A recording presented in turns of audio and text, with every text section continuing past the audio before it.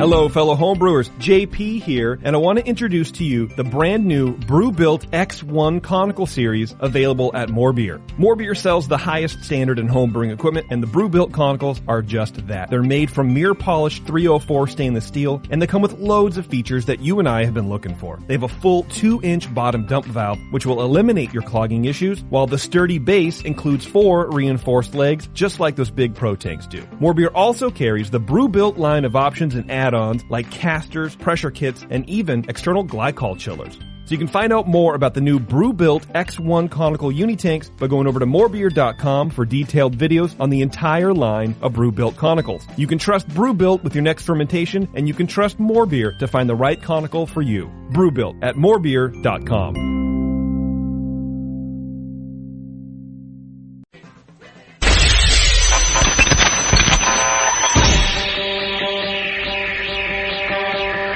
Home brewers, craft brewers, beer lovers, beer drinkers. Get ready for an all-new experience in information exchange and beer culture.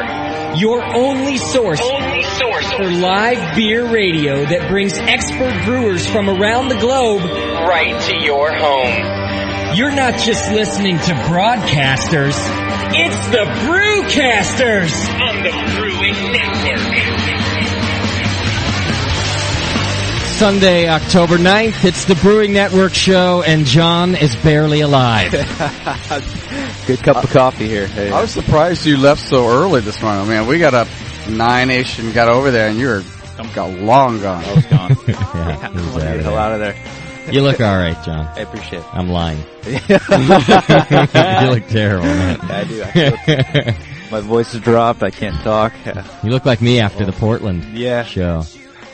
I wasn't hungover, but I drank a fair amount of stout last night with you. So yeah, we did. We had a good time. What we're talking about is the Brewcasters here. Doc, myself, John all went to the NorCal Homebrew Festival this weekend, and also our guest today, Peter from Bison Brewery. He was there, and we had ourselves a good old time. So we're going to give you a little rundown of that in a minute. But yeah, that's the deal.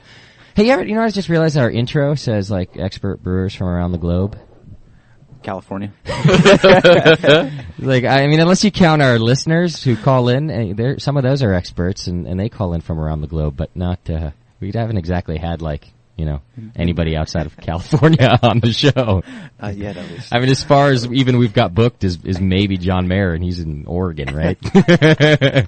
So I should change our intro. Expert brewers from around the West Coast. You should. Well, where have you been in your life? Yeah. You've traveled, huh? That's true. Have you ever been outside of California? I've never lived outside California. But you've been there? Yeah, I've been there. Okay, so he's well-traveled. He's an around the globe brewer. How about that? Slide that one in there. Today's show, we're going to be talking about adjuncts a little bit later on. And Pierre here from Bison, they brew lots of beers with adjuncts added to them. So kind of the perfect guest, I think, for that show. And in particular, they just won, was it silver? That's correct. We got a silver medal it wasn't in the chocolate beer category. It was in the foreign extra stout category at the Great American Beer Festival. So for your chocolate stout, though? Correct. Okay. Yeah, it was in there. We wanted it to battle out against the rest of the stouts and not try and stick it in some niche category with only a couple entries. Yeah, absolutely. That's awesome. All right, cool. So we'll be talking about how you got that to be so tasty. And then several other ones, too. I'm trying to remember if I saw a pumpkin beer on your menu.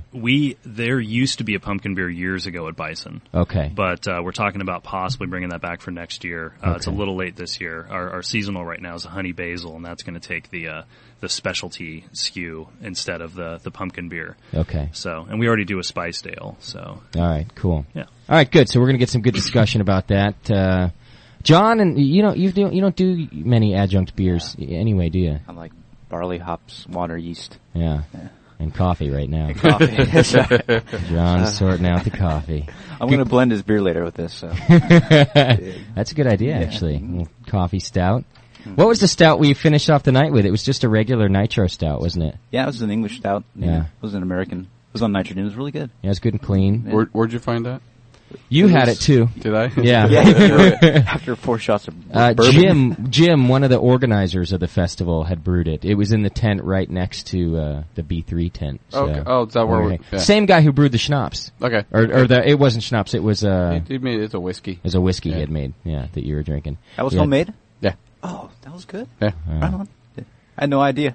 You guys want to do the regular thing, the news in the top 10, or you want to start talking about the NCHF first? Do the top 10. You want to do all that stuff? All right. I've only got a couple news stories today anyway. They are good ones, though. A bit of an update of the Louisiana situation and people in New Orleans. Some of them are still being asked to leave their homes, because of disease and floodwater still being pumped out and things like that, and they're refusing to.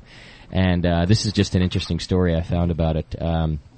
Story goes that many stubborn New Orleans residents are refusing to leave their homes, and some are making clear their determination to stay in a style that could come only from the hard-drinking good time city. Kurt Belton, a Department of Wildlife and Fisheries agent in charge of boats touring the city, he told on Tuesday a story of a message found in a wine bottle drifting in floodwaters along Canal Street in the entertainment district. And inside the bottle was a note that said, "To whom it may concern, please send immediately 1 ice-cold chest of Coors Light. I'm out at this time, down to wine. Some shrimp and oysters would also be appreciated. Thank you," said the note, which was signed and gave an address. Belton said the patrol then went to the home and found the author sitting on his front porch, who, between sips of wine, told them he was staying and had enough wine to last quite a few days. So the guy who found it said he was going to frame the note because it was pure New Orleans. The emergency official said that of the 15 to 20 people his patrol encountered in homes on Monday, only 1 agreed to leave. And he said that there's just a ton of people still out there. He said they don't want to come, and the main reason they're giving us is their pets, he said. And he also said that that's crazy. Although, that is crazy. I wouldn't have left my pet either. No. I'd sit right there on the roof with her. Yeah, drinking your beer. Drinking my beer and wine. I also might have done the message in a bottle, too, if I was out of beer. Yeah, you would probably. But you wouldn't ask for Coors Light. No, I wouldn't, because there's plenty of water around already, right? You don't need to ask for more of that. But yeah, drinking wine for days on end. But I did see, a lot of the pictures on the news of these pets just literally sitting on roofs, nowhere to go, and of all the evacuations, pets were not allowed to come. And even in the emergency rescues afterward, if a resident was sitting there with their pet, they would not take the pet. Wow. They had nowhere to put them, and I don't think I'd leave my dog either. No. Because it's just so sad. Like, they don't know what's happening. They're just sitting on a roof. They can't, figure out that you had to leave. Yeah. All they know is that you're not there and they're on a friggin' roof. It's bad news. So I think that's perfectly good reason to stay. Yeah. All right. And then for Daniela, my next story is a little info about the Oktoberfest. Why are you angry at me? What's wrong with you? Daniela had all this Oktoberfest information to give us last week, and I apparently never gave her the chance to give it. So now I've got the information this week. It's the post-Oktoberfest information. As you all know, it's just a huge event, and the amount of people there is staggering. The 2-week Oktoberfest drew to a close just this past Monday, and organizers said more people visited this year, but they drank less beer than in 2004. Director, I don't know if it's Gabrielle, I think it's Gabrielle Weishappel, said some 6.1 million people came to the 172nd edition of the world's biggest beer drinking festival, which was up from last year's 5.9 million. Wow. So 6.1 million people under those tents. Danielle, how big of a stretch are we? What's the space that we're talking here? Can you give her the microphone, John? Yeah. Is it 2 blocks? Is it a mile? What's the amount of? It's not a mile. It's I don't know. You guys would probably measure in football fields. I would say probably 6 football fields or so, maybe. It's pretty big space, but okay. You have also over 2 weeks to have all those 6.1 million still, in there. Well, it's a lot of people, and it's raising again. The numbers of people who come. How much beer did they drink? Let's see. Well, first the fest ran for 17 days this year, which is one longer than usual. It ran into Monday, which was the annual Unity Day holiday. Great. Which I think is the holiday that celebrates unity. Yeah, but it actually celebrates when Knight Rider did his singing at the wall. His name is David Hasselhoff. Oh, sorry. That's the Unity Day is actually the David Hasselhoff Day. because he's big in Germany. He's huge. So that's what they're celebrating. Fuck you. Weishaupt said this year's visitors downed nearly 13 million pints of beer, which is a drop of about 5% from last year. It's a drop, really? Yeah, 13 million pints, a drop from last year. However, partygoers washed down more food this time. The number of roast oxen rising to 95 from 89. The festival director said about 70% of this year's visitors came from Munich and elsewhere in Bavaria, with 15% each coming from the rest of Germany and abroad. So that's awesome. Yeah, so lots of people there this year, but less drinking. No, that's maybe it's the beer prices, though. Like almost $8 for a liter. That's just crazy. Yeah, that's true. Well. So there you go. That's the news this week. There wasn't much else exciting going on in the world of beer, unless you wanted reports about which beer companies buying the other beer companies. I can always find that crap. Always stuff happening at Coors and in Europe with, I guess it's Molson Coors. They're always moving shit around. Yeah. But that's boring, so I don't report on How do you prepare as a brewer, 15 million drinks? Yeah, that's this guy's. I wonder how long. Inventory? Like, are they starting to brew right now for next year's fest? So you have to. Yeah, it must be something like that. Probably they're taking a week off and then they gotta. Well, we should do the math. Like, figure out how many gallons. Yeah, that's a lot. That's a ton of beer. I don't think you could do the math right now, could you? No. Oz. I've had some cool listeners this week I'm going to tell you guys about, too. All right, top 10 list. I mentioned this one last week. It's been around for a while, but maybe some of you hadn't heard it. I've not read it on the air, but I've seen it around the internet. It's the top 10 reasons why beer is better than religion. Have you heard this one, Doc? You ever seen this list? Yeah, so probably some of them are different, but yeah. Okay, and I just want to give a disclaimer. I'm neither for nor against. I don't, whatever you believe, and it's just humor here, folks. It's just funny. All right, take it too seriously. All right, number 10 of the top 10 reasons why beer is better than religion. No one will kill you for not drinking beer. Number 9, beer doesn't tell you how to have sex. Helps you. Although sometimes it dictates it, doesn't it? It doesn't tell you when not to. Yeah. Helping ugly people have sex. Number 8, beer has never caused a major war. It's true. Number 7, they don't force beer on minors who can't think for themselves. That's true. Although sometimes I think it was forced on me. That early age. Shut up, son. Drink. Yeah. Number 6, when you have a beer, you don't knock on people's doors trying to give it away. Number 5, nobody's ever been burned at the stake, hanged, or tortured over his brand of beer. Although some people should be, maybe.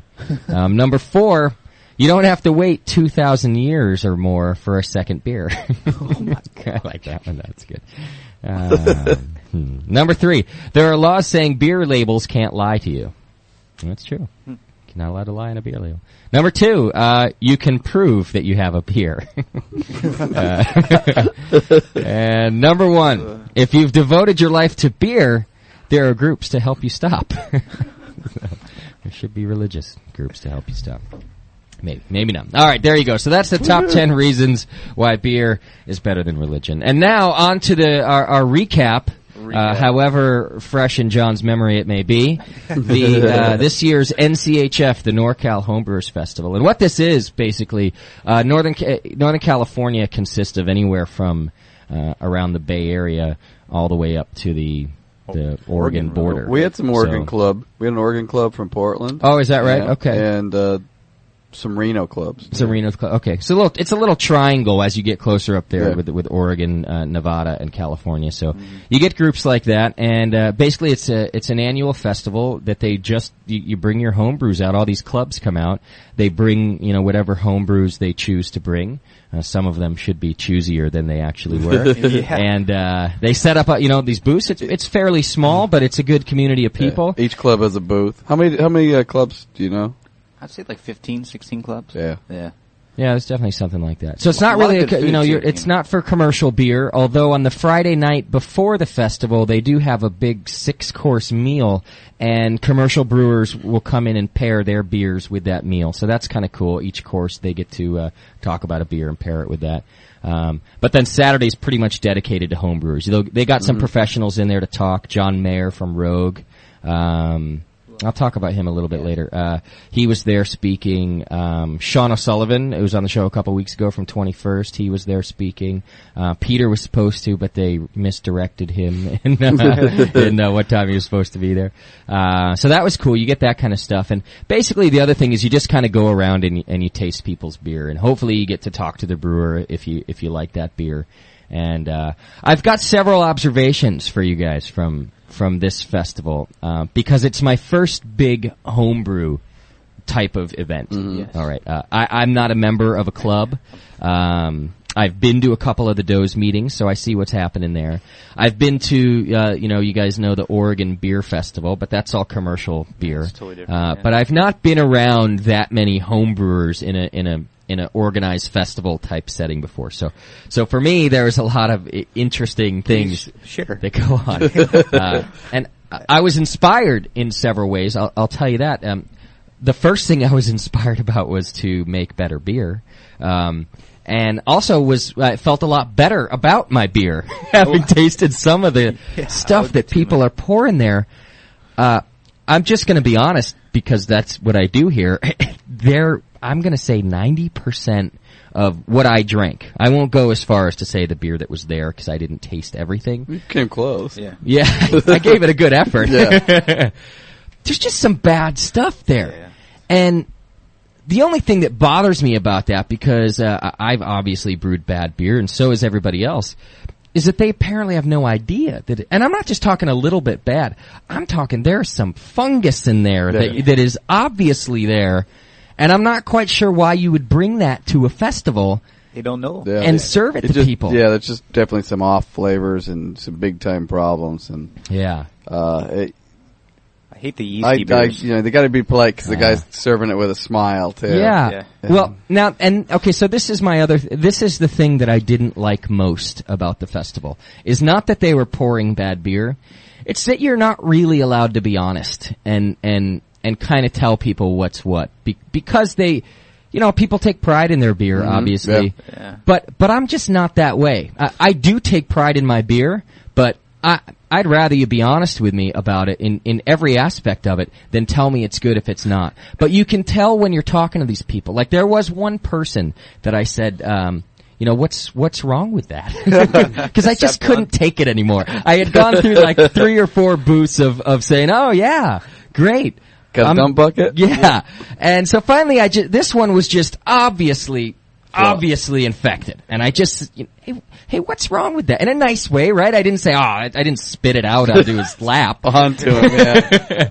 And he just kind of, what do you mean? What do you mean? And he really kind of tightened up, and so I realized you can't do that. It's not the forum for that. That's the kind of thing that we do at the beer club. Yeah. People bring their beers in, you taste them, and you get feedback for it. Okay. But this festival's really not that kind of forum to be tearing down somebody's beer. Well, but you don't have to be, I just mean you have to pretend that you like it. I don't really like pretending anything. Yeah. I just don't like it. It's uncomfortable, and frankly, I'm not good at it. I can tell that I'm speaking one thing and my face is saying something else, like as I'm drinking this guy's pretty beer. Obvious, dude. You suck. I'm terrible at it, So I didn't like that part. And if I were to set up a booth there with my beer, I would put signs on it that said, honest people feedback. Only, honest feedback only. Don't drink my beer if you won't, because to really encourage people to. That's how you're going to learn. Exactly. Yeah. And I would want to know. And, for example, someone like you, John, or Dr. Scott came up and drank my beer.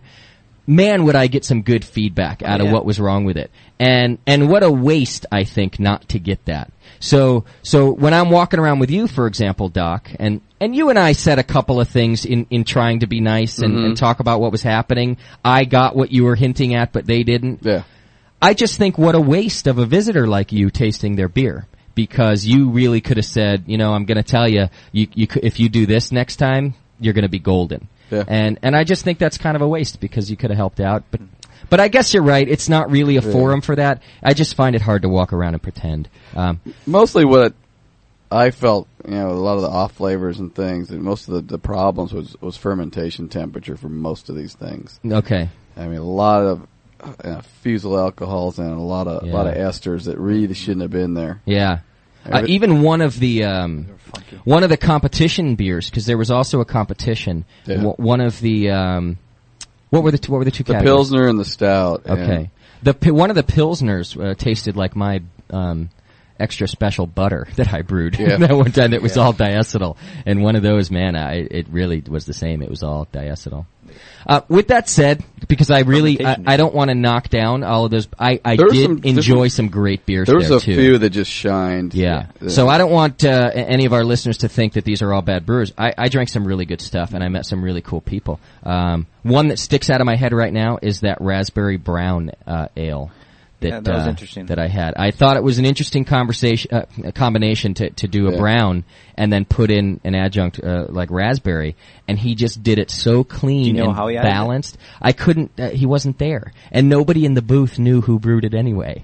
That was kind of the other thing. If you went to your booth, the Doe's booth, y'all knew who brewed what. Now, of course, you didn't have 15 different brewers. You only had 3 of yours beer there, 4. This is 4 or 5. 4 or 5. Yeah. Okay. So we had 15 beers going. So if people had questions to ask, they could get to you.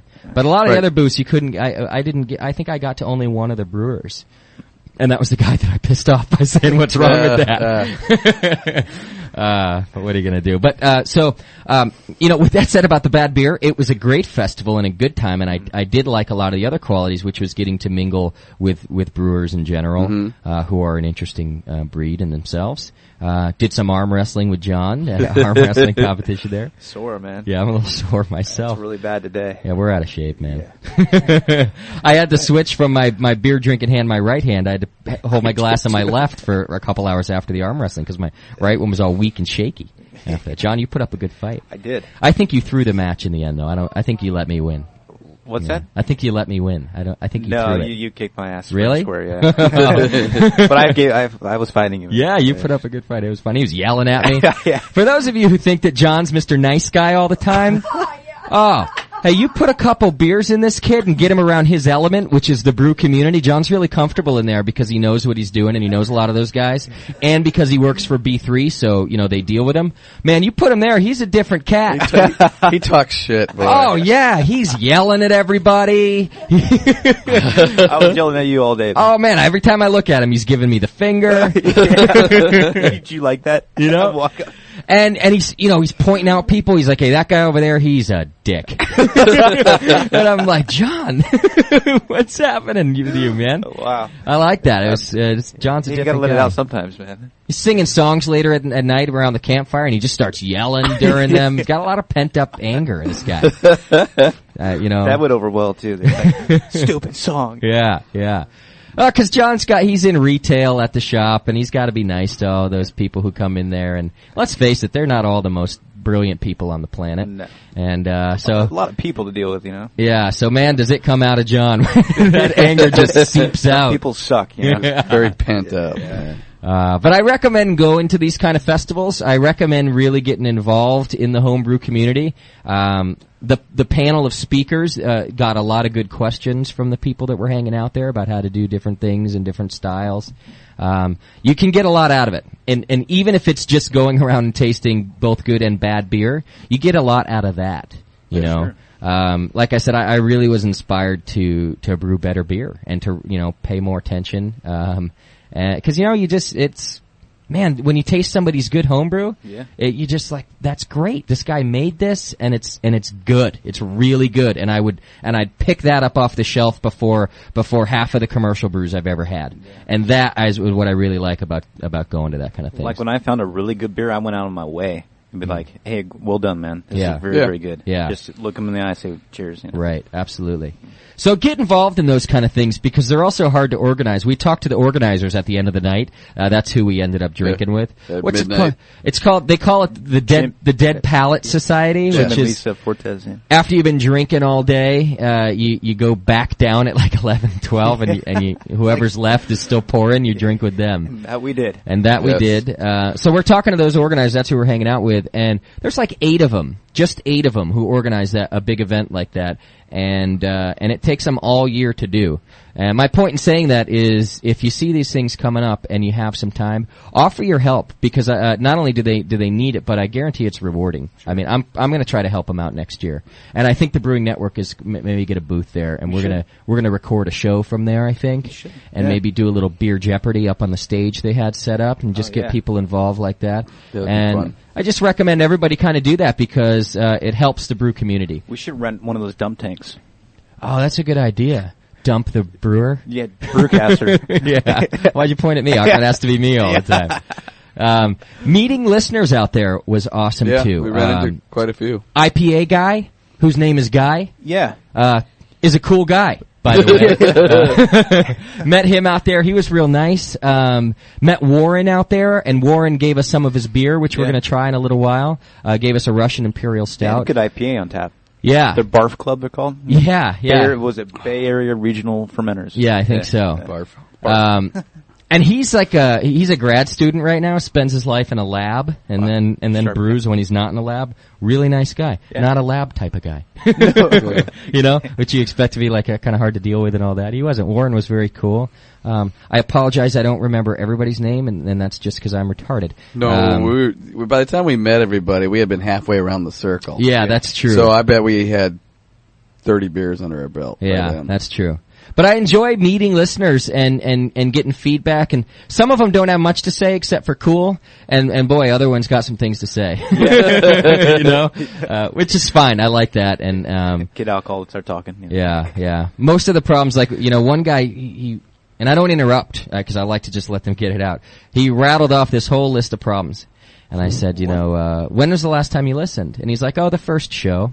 And I'm like, yeah, we had all that fixed by the second show. You should give it another go. Yeah. And he's like, oh, okay. Yeah, maybe I'll try it. It's a lot of effort. You think you just look again. Well, I knew that was going to happen. In failing in several aspects of the first show, I knew that was going to be rough on listenership. And people don't like to give technological type of things a second chance, because they figure, hey, it either works or it doesn't. And it didn't work, but now it does. So what are you going to do? Well, we're back where we were. Yeah. We should feel better. Yeah. Right. Back to it not working, you mean? Yeah. Gone full circle. Already? Yeah. It's only been 6 months or so. Has it even been that long? I don't know. But yeah. Seems that way. So go to these things, and it was awesome to meet listeners. It was very cool. So please don't, if you happen to ever see a Brewing Network shirt on somebody, go talk to them. Say what's up. Don't be shy. We're not... we want to talk to you and find out what's happening. And Justin can talk. Yeah. Yeah. I was talking to somebody about that who said, you know, you seem to do well in front of people. Mm-hmm. And I said, yeah, I don't mind being in front of people. What I'm not too good at is the interpersonal thing. I don't like being one-on-one so often. See, I'm the opposite. Yeah, you are the opposite. I have to try really hard. It's uncomfortable for me. Because I just feel like I have to entertain all the time. And then when I'm entertaining just one person, I feel like I'm wearing a monkey suit. It's all in your head. It is. It's me. It's my psychological issues, but I'm just saying. I just had a picture of you in a monkey suit. I'd much rather just have a microphone and talk to everybody than just talk. Yeah. But with that said, I don't mean don't come talk to me, because I like that, and it was cool to meet people. So, is IPA guy hanging out in the chat room today? Dan, what is wrong with her? I'll ask Peter's in the chat room. You could tell me. He's not. None of the guys you just mentioned are in the chat room tonight. Oh. They're licking their wounds. Yeah. Probably what's your problem today, Danielle? You are my problem. Why? Well, because you're telling me all those awesome stories about the beer festival, and I did not get to go, and I'm really upset. Well, you had to work. Well, I'm upset about me having to work all the time and you getting to go to those awesome things. It was work. It was work? It was work. Absolutely. I know, Dr. Scott. Come on, you know these things are well, work you for got me. to drive in a Hummer, and I've never been in a Hummer. Yeah, I got to drive Dr. Scott's That's so Hummer. Awesome, really. And watch him fall off a cliff. He's backwards. Yeah. So the Hummer, these things are, you know these things, they're huge on the outside. But when you sit in them, they're still friggin' huge. And so you look out the window and all you see is hood. And then in this particular case, Dr. Scott, and behind him, Forrest. And Dr. Scott's trying to guide me into this parking spot. I'm walking backwards. And he's walking backwards. He's backing up. He's waving me in, and then he just disappears.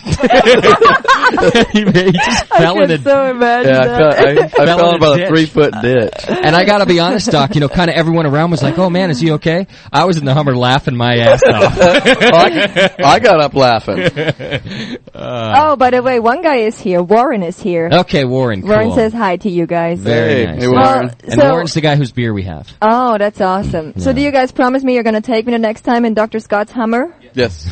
Yes, It's very promise good. Stuff. Now that you gotta work, they don't. Thank you, guys. Well, I'm not thanks to you, Justin. I don't want to take any more of this. By the way, time. Fancy wants me to slap your face left and right, so done with this. Who's slapping me? Fancy Moo Moo.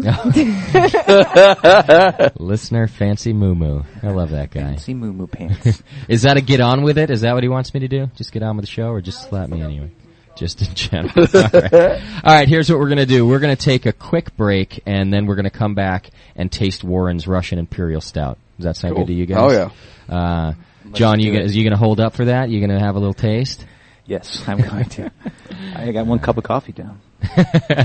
All right, I think 2 songs, and then we'll be right back. It's the Brewing Network. We're here with Peter from Bison Brewery in Berkeley, California, and it's the Adjunct Show. So right after this tasting we do, we're going to start talking about adjuncts. So get your questions ready. 888-401-BEER, and join us in the chat room.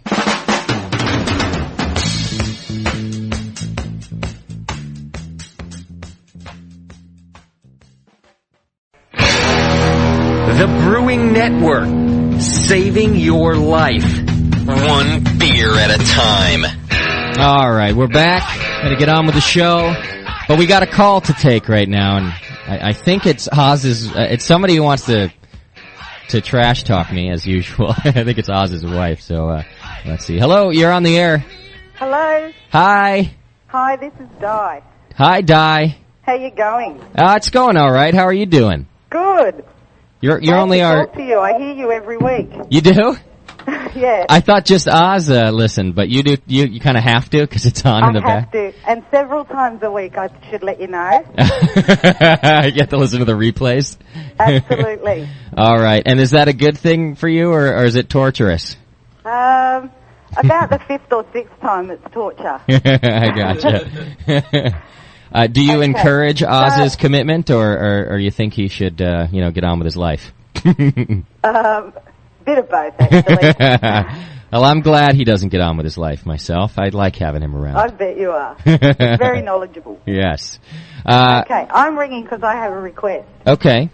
Some better music, please. As in during the show, or when the show's not on? As in during the show. That's the same music week after week. Yeah, I agree. The playlists are tough to come by around here because... okay, so I thought I should let you know of a really good Australian band. Okay. It's not Silverchair, is it? No, they're called The Waifs. The Waifs? Yeah. And how do you... I gave John the name. I think I've heard The Waifs before, actually. Is it... They've toured the States with Bob Dylan for like 10 years. Oh, all right. How do you... They're much bigger there than they are here, unfortunately. Okay.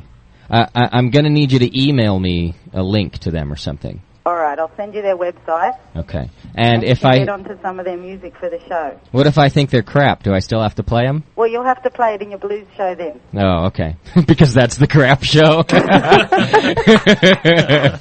right, I could do that. That's fair enough. I'm happy to take requests, and I agree with you about the music. It's just expensive. To get. So if anybody wants to, illegally send me their music files, I'm happy to take them. I don't care. All right, well, I might do some of that because, like I said, having to hear it week after week, I'm sick of your playlist. As am I, Di. All righty. I appreciate your honesty. Thank you. Thanks for the call. Thank you, Dan. All right, talk to you later. All right, bye. Cheers. Bye. You're begging for honesty earlier. There, I get it. Yeah. And by the way, you sound like a douchebag. Okay. Fancy just promised us to send pictures of his wife because she's so hot. Is that right? Yeah, so we can expect something sweet there. I wonder, is that how you tell what kind of mood Oz is in? Is whether he logs in as Oz or as in Fancy Moo Moo Pants? And so you know if he's feeling playful or not? Well, he just kicked his wife out of the room. Yeah, you're not allowed to be here while I'm listening. That's funny.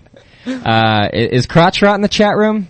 Our other listener, Crotch Rot. I think he filmed today the All Grain video that he's been working on for you guys. I don't know if everybody knows about this. I think he'd probably have to be involved in not only our forum but other ones he's posted in. He's working on an All Grain video that he's going to stream. He's not doing it live, obviously, because it would be a 5-hour, 6-hour stream. But he was supposed to record it today. Crotch, if you get a chance, call us up. I'd like to know how the recording went and see what's up with that. So we're trying to help him out a little bit. We might give him some cash, and I'm supposed to send him some files that I got to do this week. He sent me something. It's looking good. Nice. So I'm curious how the filming went. Find out how that goes.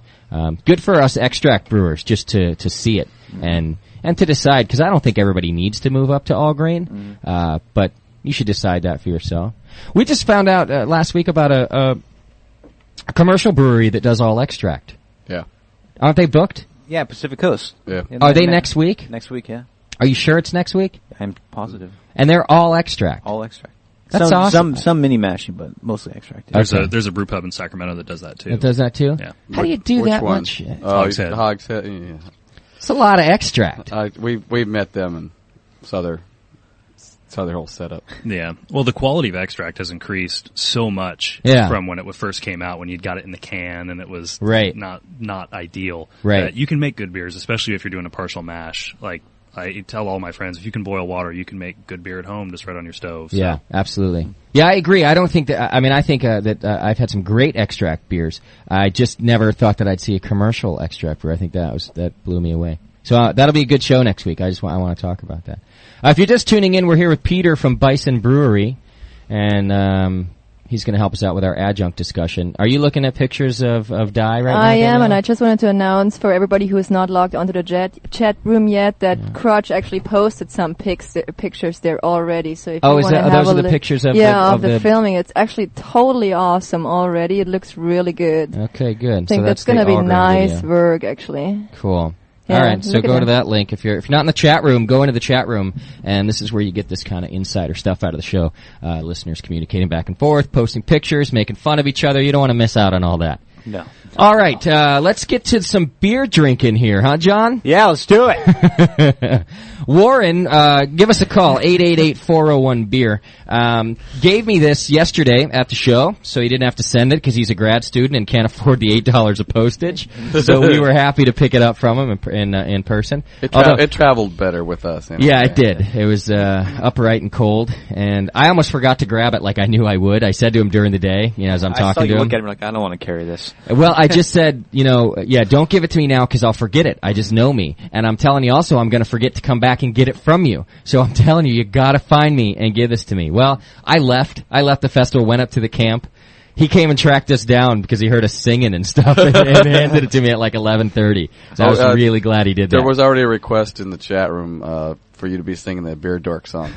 It's not going to happen. We should do it. At the end, maybe at the end of the show, okay. we'll think about it. We were singing drunken songs, and we made up one for John and Dr. Scott's Beer Club that ended up being very catchily titled the Doe's Beer Dork song. Everybody's singing along. Too. Yeah. Every meeting now, Doc. I got to sing that. Meeting's in session. Ready? Make them all sing it. Yeah. All right, so what we've got here is Warren's Russian Imperial Stout. And he's on the phone now, so let's find out what's going on with this before we taste it. Warren, you there? Yeah, I can pose as him. Oh, you're not Warren. You're calling at the wrong time, buddy. No, you said call. I meant, you're right, I did. I forget about the delay. Now, call back, though. Okay. Because we're about to drink some beer. Call me back in 10 minutes. All right, sounds good. Idiot. No, I'm just kidding, Crutch. I'm the idiot. I didn't tell him to call. Now, Warren, the phone's not busy anymore. You call. 888-401-BEER, and we're going to take a drink. Did you guys taste it already? Yes. Yeah. Someone called you a bad name. I did. Daniela's laughing at link pictures over there. It's Oz's wife. Yeah, I couldn't help. I photoshopped it. Oh, it's this giant woman in a muumuu and has a beard too, and her belly hangs past the bottom of her muumuu. I know. And I photoshopped that in for him because, I just had to. Yeah. And if you can see, if you look down below the dress, you can see the belly button. Oh, it's disgusting. Yeah, it's disgusting, man. What's the link to that? Is it long? Could I announce it on the air? Is it really long? Just go to the forum. Go to our forum and click on the Beer Radio thread, and then in listener picks, just go straight to page 6, although the whole thing is hilarious. But on page 6, you'll find this picture. Is that Warren there? Okay. So let's see what's happening. Hey, Warren. Hey, Justin, how's it going? It's going great. How are you today? I'm doing all right. Are you hungover? No, I'm doing pretty well, considering the punishment that I went through over the weekend. Yeah, well, plus you didn't go back down to the Dead Poets Society. Dead Pallets. Thank you. Yeah, I knew if I did that I probably wouldn't be making the call-in for the show today. Right. I thought about the same thing, that I need to be prepared for the show, so I thought maybe I shouldn't go. But that only lasted for about 7 seconds. Yeah. And then I was like, come on, let's go. You guys are hardcore. Yeah, we have to be. All right, so I've not tasted your beer yet. I've taken a smell, and I'll tell you, I can already tell by smelling, it's definitely Imperial. Right? Oh, yeah. You can, it really taste the alcohol in it. Yeah. All right, I'm taking a taste here.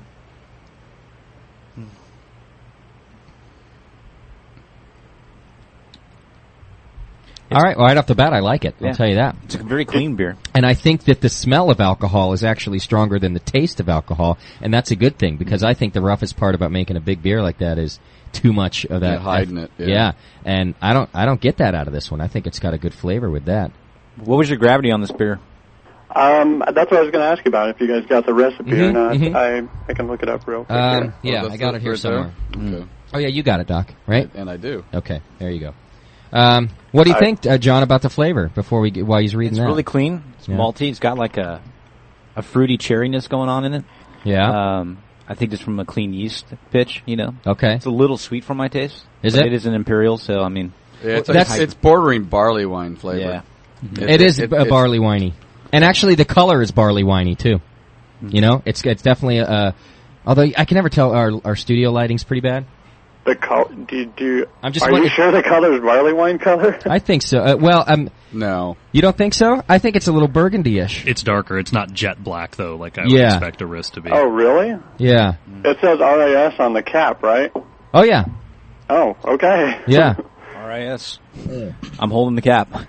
Yeah, it's in my glass here. It looks pretty dark. It could be me in the studio. Plus, I'm stupid. Oh, I understand that traditionally Russian Imperial Stouts weren't as dark as they are now on the West Coast, at least. Okay. So it's I don't know how much leeway you have in that. How old is this? This is a little over a year old. I brewed it in August of last year. Yeah, it's very good, man. Well done. Yeah, I think it's good too. Do you remember what your primary fermentation temperature was? Yeah, I got all that information here. I think, let me see where this is. I've got it in a little bit of a different printout than I normally use. Hey, what are you a grad student for? Are you like a nuclear chemist or something? No. Actually, I'm in the Department of Viticulture and Enology at UC Davis. Okay. And I study wine yeast. Nice. So, yeah, and a lot of it relates to brewing yeast as well. Right. Mostly it's genetics, though. So. Okay. It doesn't do that much for me in brewing, other than just knowing how to grow yeast really well. So you couldn't clone my dog for me or anything?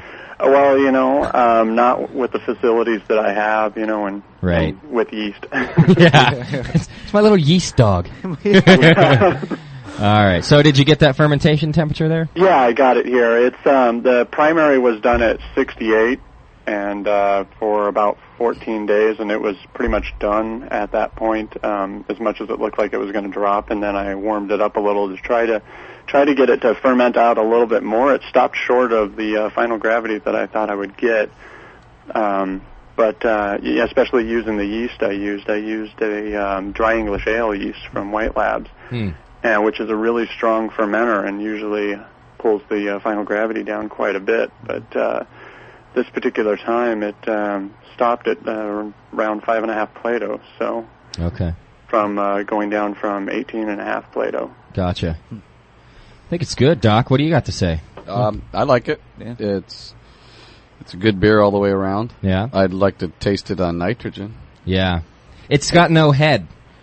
Oh, really? Probably old and a little oxidized. Yeah. Yeah, So- it's basically kind of flat. You can taste it. It's really low. I don't think it's at the 2.5 volumes that you have down here. I bet it's 1.8, something like that, which for this is fine. Yeah, actually, I don't mind the carbonation level. I think it still tastes good. I just, when you mentioned the nitro, I'd like to see that too, just to get a little creamy head on the top there.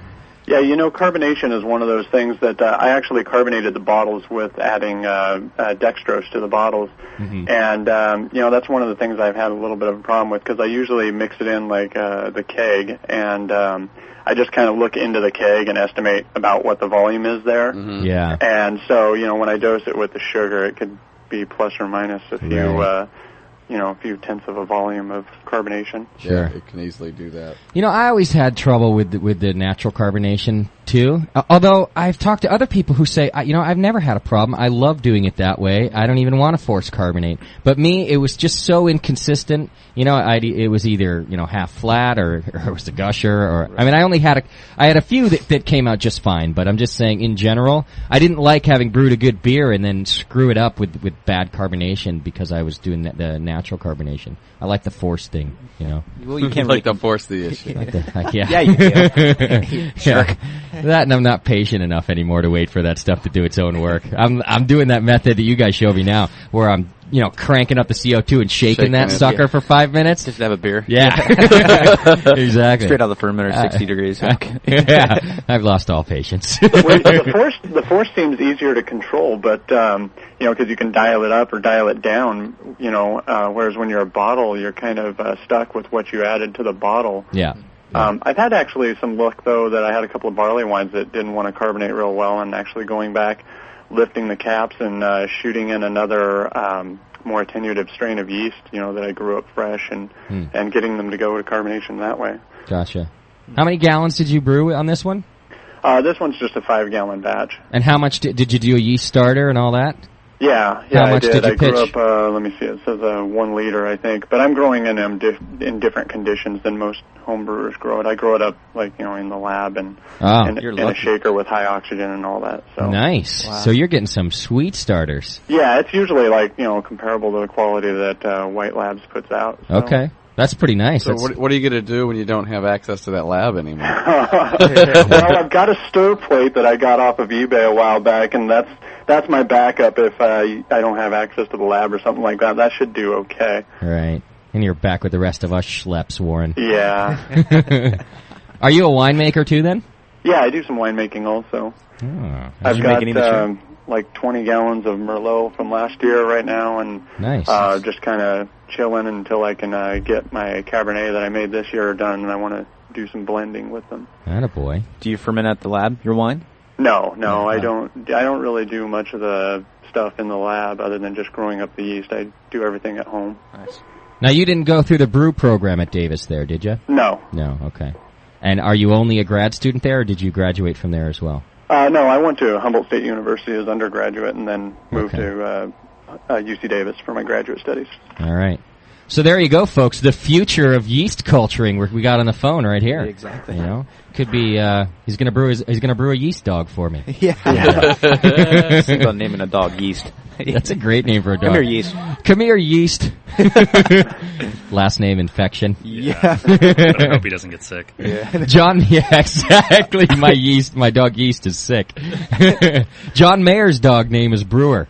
Yeah. He mentioned that when he was talking yesterday. That's a good name for a dog too, Brewer. Well, there was somebody, their dog was in their booth. I think it was over by the Raspberry Porter, or the Raspberry Brown, and their dog was named Porter. Is that right? Yeah. That's a great name also. There's a little white dog named Porter. It was actually a chocolate lab. Was it? Yeah. That makes sense. Cool. Yeah. I was about a day away from getting a German Shepherd a few months ago, and I was going to name it Krausen. Nice. That's a good name. Yeah. Yeah, it flows better than, say, like Weinstefan. Come here, Weinstefan. Sit, Weinstefan. That's great. Well, actually, the new goat that we got just a couple of weeks ago, I got two. And goats. And I was the pushing kids for the name to name it Bach.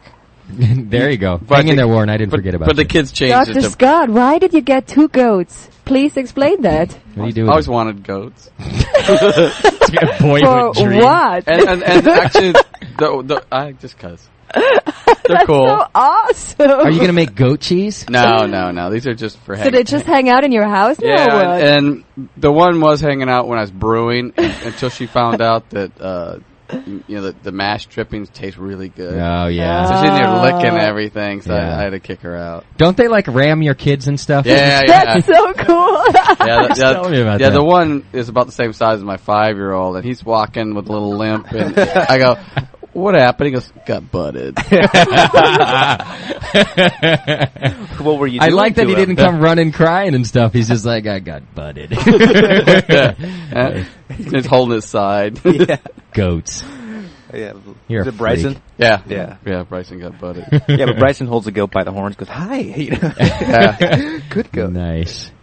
All right. Well, Warren, good work. I think that you've received less criticism than we've ever given on your beer. So. Oh yeah. Yeah, you probably had some of the stuff at our booth yesterday, which I wish I could have brought something better this year. I had kind of a lot of lab stuff going on lately and didn't have time to brew much. That's no excuse, Warren. Yeah. No, we had a couple good ones at your booth. I'm trying to remember. Yeah, the double IPA I think you remarked about earlier in the show, that was my buddy Shane. He brewed that one, and it was a really good double IPA. Mm-hmm. And now, here's a good method you can tell people about. Your wife had a mini mash there that was called, what was it, toaster oven pale? Toaster oven brown. Brown, that's it. It was a toaster oven brown. And tell us how she did her mini mash for the toaster oven. Let's see. I wasn't around when she was doing this, but is she there? No, she's gone. Okay. But from what I understand, she took and heated up her water that she needed for the mini mash, and heated up a pan in the toaster oven, and water like a casserole dish, right? Yeah, a casserole dish, exactly. And heated up the water in a saucepan on the stove, and then to like a 160 or whatever she had it at, and then threw in the crushed grains and everything into the saucepan. Then once the casserole dish was heated up and the toaster oven was heated up to 150 or whatever she mashed at, she just went ahead and dumped all that stuff into the or gently dumped it into the casserole dish, and then set it back in the toaster oven and let it, sit there for half an hour, whatever conversion time was. Yeah. And it holds the temperature really well, and that's what I like about it. I think it's a great method for mini mash because of holding temperature. Yeah, and she gets away with it doing it in a toaster oven because she does 3-gallon batches. Right. She can't lift a whole ton, so she sticks with the smaller batches, and she typically gets tired of beers after about 3 gallons. So, gotcha. And once she shoots for more variety and less volume. So. Now, is that 3 gallons in one sitting that she gets tired of? No. No, that's over the course of the thing. It lasts her a little while. Gotcha. See, because when I do my mini mash, I got the bucket sitting on the counter for a half hour, right? I can't temp control that. So I like the idea. I might try it in my oven, just so I can temp control. That's what I used to do. I used to do it in the oven. Yeah. And just keep the oven on whatever low. Right. And you can grab the two, usually just the two spaghetti pots that we had, that how many quarts those are, and you can fit 2 of those on the lower rack, right? And it keeps it almost steady. There's a home brewer in Sacramento who does that. I was always impressed by his ingenuity for using his oven to hold his mash temp. Yeah, it was great. I think it's a good idea. So that's actually one cool thing I learned from you guys, Warren, when I went over there. I saw the name of the beer on your list of beers, and I said, why is that your toaster oven? And your wife's like, because I made it in a toaster oven, dumbass. There was a little bit of confusion. A lot of people thought that she made her own grains by toasting them in the oven, and that was the name. But she explained it. So much more ingenious than that. You could do a step mash in the oven. Yeah? Just throw it in cold and raise it up. Yeah.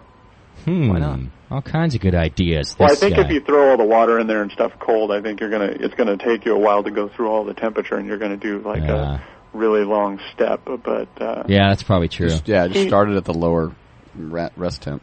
My oven doesn't even have a front to it. Also, like heat's going out all through the house in that thing. Like we broke it off a year ago and never replaced it. We have a lot of broken things in that kitchen. Yeah, we do. All right. Well, thanks again, Warren, and good beer. I think good beer. If we don't, or if we rather get through all of Bison's beer here, we're going back to yours, man. Right. All right. Thanks. So I appreciate it. I'm glad you found me late last night. Yeah. found us. Yeah, it was. You were doing a hell of a job there, singing around the campfire, carrying the tunes. Yeah, thanks. Yeah, I kind of wonder how many people we pissed off. Yeah. We were thinking that. I told Doc on the way home today, I don't think a lot of those clubs are going to like you guys so much next year, because a lot of the songs that we were just making up as we went were all about like, oh, Doze is so great, Doze always wins, blah, blah, blah. We were all, you guys are drunk and happy to have won all those awards, and I'm thinking, man, these guys think you guys are pricks. Yeah. And, oh well. Flat tires in the morning. What are you going to do? Yeah. All right, Warren, thanks again, buddy. Yeah, I appreciate you guys getting the chance to taste my beer, and keep listening to the show. Hey, keep sending us beer. Yeah, if you got some other stuff you want us to try, we'll take it, man. Next time we meet. All right, sounds good. All right, bye. See you, Warren. All right, now you can call Crotch and tell us about how the video shoot went. So there you go, a good listener beer. That's awesome. We've had other good listener beers too. We know they're out there. That we just have said, do this and then send it back because the beer's good, but check out one thing. But that was awesome. This one's awesome. Good stuff. Let's start drinking some Bison brews. Doc, don't look at me like I'm a steak. What's wrong with you, man? Oh, and I was reading your shirt. Oh. Sorry. This new quiet Doc. You're louder than you were last week. I like that, yes, but yes. you're still a couple decibels below your normal. Well, I can ramp up. All right. Hi, Justin. Before Crotch is going to call in, you want to see his wife? And what nice tattoo she got down there. Yeah, Crotch wishes her that moo-moo. was his wife. Showing me naked pictures and tattoos under panties. Photoshop whore. So, all right. So we're here with Peter from Bison Brewery. He's grabbing his beer for us, and we're going to find out a little bit about their beers and kind of mesh that in with our adjunct discussion. So if you guys want to know, Doc, break down the adjunct classes for me, if you would. Like, what are we talking about when we say adjuncts? Help me out here, John. Rice, corn, anything else you can get fermentables. Okay. All right. You could probably push specialty grains into that to a point. Okay. But we should probably just stick with rice and corn. Okay. Sugars. Right. Okay. And spices. Okay. Adjuncts. Anything else that you can throw in that isn't barley. We can lump it all together. How much can you talk about rice and corn? Right. That's what I'm trying to stretch it out. Cause, okay. You can talk quite a bit about rice and corn, but getting it into the beer. And still retain listeners. Yeah. Exactly. That's the difference. Your Pilsner had corn in it, didn't it? Yeah. Yeah. I had probably 6 pounds of flaked corn in there. 20-gallon batch? Yeah. Right, so we're pouring one of these beers now. So it's almost anything that you throw in that's not the main four ingredients, right? Yeah. That you throw in for other flavors is an adjunct. Yeah, in order to get more fermentable sugars out of it. And the interesting thing about them is that there is some controversy about where to use them and when best to use them. And I don't think that there's a rule, but it's good to know what people do to get the most out of it. So if you're going for some fruity beers and things like that, and that's why I'm glad we got Peter here, because he can talk about where he uses it. First though, really quick, I got Crotch on the phone here, I think. Crotch, you there? Yeah. Hey buddy. The idiot's calling back. No, my fault. Hey, how'd the shoot go today? Actually, we did it yesterday. Oh, okay. We got about half of it. Okay. A lot of the stuff we couldn't do. The 20% chance of rain turned into 20% that it was never going to go away. Oh, gotcha. Or 80% that it was never going to go away. And it started around noon, and it was still raining when it was dark out. Oh. Well, you didn't have trouble with we ended up packing up a lot of the electronics just to keep from frying them out, and risking anything. But we got quite a bit of stuff up until about noon. Okay. And then we'll just go back next week and finish it up. Okay, cool. Awesome. Good work. So have you got an ETA, or are you still kind of up in the air with I'm still up in the air. I'm not rushing. I'm not rushing through it, but I'm going to try to get it done sometime by the end of November, have everything completed out. Okay. How long do you think the run time's going to be? I'm trying to keep it underneath an hour. Okay. Because a lot of the stuff you can cut out as quick explanation and maybe just a little, actual shooting and stuff. But I can't see stretching it more than 45 minutes to an hour. Yeah. Although I kind of like watching stuff boil. Yeah. Like you could just put the camera on that and I could hang out and watch that for a while. Send me the rough cuts, Ed. I'll just check it out for you. Oh, okay. If you're just tuning in, what we're talking about here, Crotch Rot, one of our longtime listeners and a good guy from Florida, is putting together an all-grain video that he's going to make available. That he'll stream it across the web. So he'll be notifying you about that through various forums and possibly a website. And we'll keep you up to date too. And, just kind of, and he's also going to set up a chat room that both extract brewers can go in to ask questions, and also all grainers will be there to answer questions. Nice. And kind of help out with the whole process, so that as you're watching the video, you can say what the hell is happening, and someone will actually answer you. Yeah. So I think it's a great idea. We're wanting to do some video here. We've got that segment set aside on our website. Just got to get around to it. And I think it's just another good tool, because, for example, we sit around talking about different techniques and processes in here. It'd be great if you could just go someplace and look at that technique, so that, it does help to hear it, obviously, but sometimes a little people visual. Yeah. So I think it's a great idea. Up till now, there's been really nothing out there, unless you want to go pop $20 for the video and then find out the video stunk. Yeah, exactly. And I'm one of these people, I can read it and I can read it and I can read it. So there's just something to be said about seeing it once. Just seeing it once, and then you're going, I got it now. After reading it, then seeing it, you got it. Yeah. And for me, I just like embracing new technology in brewing also. So, like you said, rather than going out and buying a tape, you don't need to do that anymore. I mean, some people do, and that's fine too, but embrace the internet and that you can do these things all via the web. I got a friend, he canceled all his cable. everybody's paying $50, $60 a month for cable and stuff now. Canceled all of it. He watches every show he wanted to watch on cable, just like about a half an hour after it airs. And all he does is he sits down on his computer, does some searching, finds the program, downloads it, and watches it. Yep. Why not? Doesn't even need cable, Of course, he's stealing it, but what are you going to do? But it's like this, to me, it's the same as having like a DVR, these digital video recorders, a TiVo. You set the time, you record it, you watch it later. Same difference. Yeah. So, anyway, I just like that you're doing it that way, that you're going to stream this thing instead of, selling a DVD. You know what I mean? Right. I may end up way down the road, actually packaging like a instructional on how to build the equipment all the way through, and now that you've got the equipment, here's the video to go along with it. But I mean, that's way down the road. I don't even have the finances for that right now, but that may be something that happens way down the road. But right now, I'm just looking at giving it away right across the web. Yeah, that's a good idea. Cool. That's what we try to give everything we can away, and then just try to make up money later on. You know what could help, Christian, if you're really getting a bind? Sell your wife. Oh, my Photoshop whore? Yeah, sell her. Yeah. Or even your real wife. I'm just saying, you need a quick $500. I'm just, sometimes, right, Daniela? She's giving me the finger now. Okay. What's that mean in German? All right, Christian, thanks for the call, and keep up the good work. Thanks. All right, man. See ya. Later. All right. What am I drinking right here of yours, Peter? This is our 15th anniversary red ale. Okay. Bison was started in 1989, and we popped this out last year for our 15th anniversary. And this was actually my first influence with Bison. Before I actually went to work with them officially 6 months ago, I was consulting with them. Oh, okay. Helping them out with recipe formulations and process controls. And this was what kind of came out. Did you just know somebody there, or how did you end up being a consultant for them? Dan Del Grande is the owner. He bought the company in 1997, and I'm a graduate of the American Brewers Guild, and he's the engineering instructor there, is how I originally met him. Gotcha. And I lived in Sacramento, so he was right down the road, so we ended up hanging out, grabbing a pint, and just being fairly social. And then he said, I could use some help on this stuff, so it basically turned into like a 1-year job interview, and when a spot opened up, he said, do you want to come and run the brew house for me? I said, yeah, sure. Nice. So, and I know you're going to school now also as a grad student, correct? Right? But do you plan on being a brewer? Is this going to be your gig? Absolutely. Okay. No, I'm tied in with Bison. This is my home. This is where I want to be. Cool.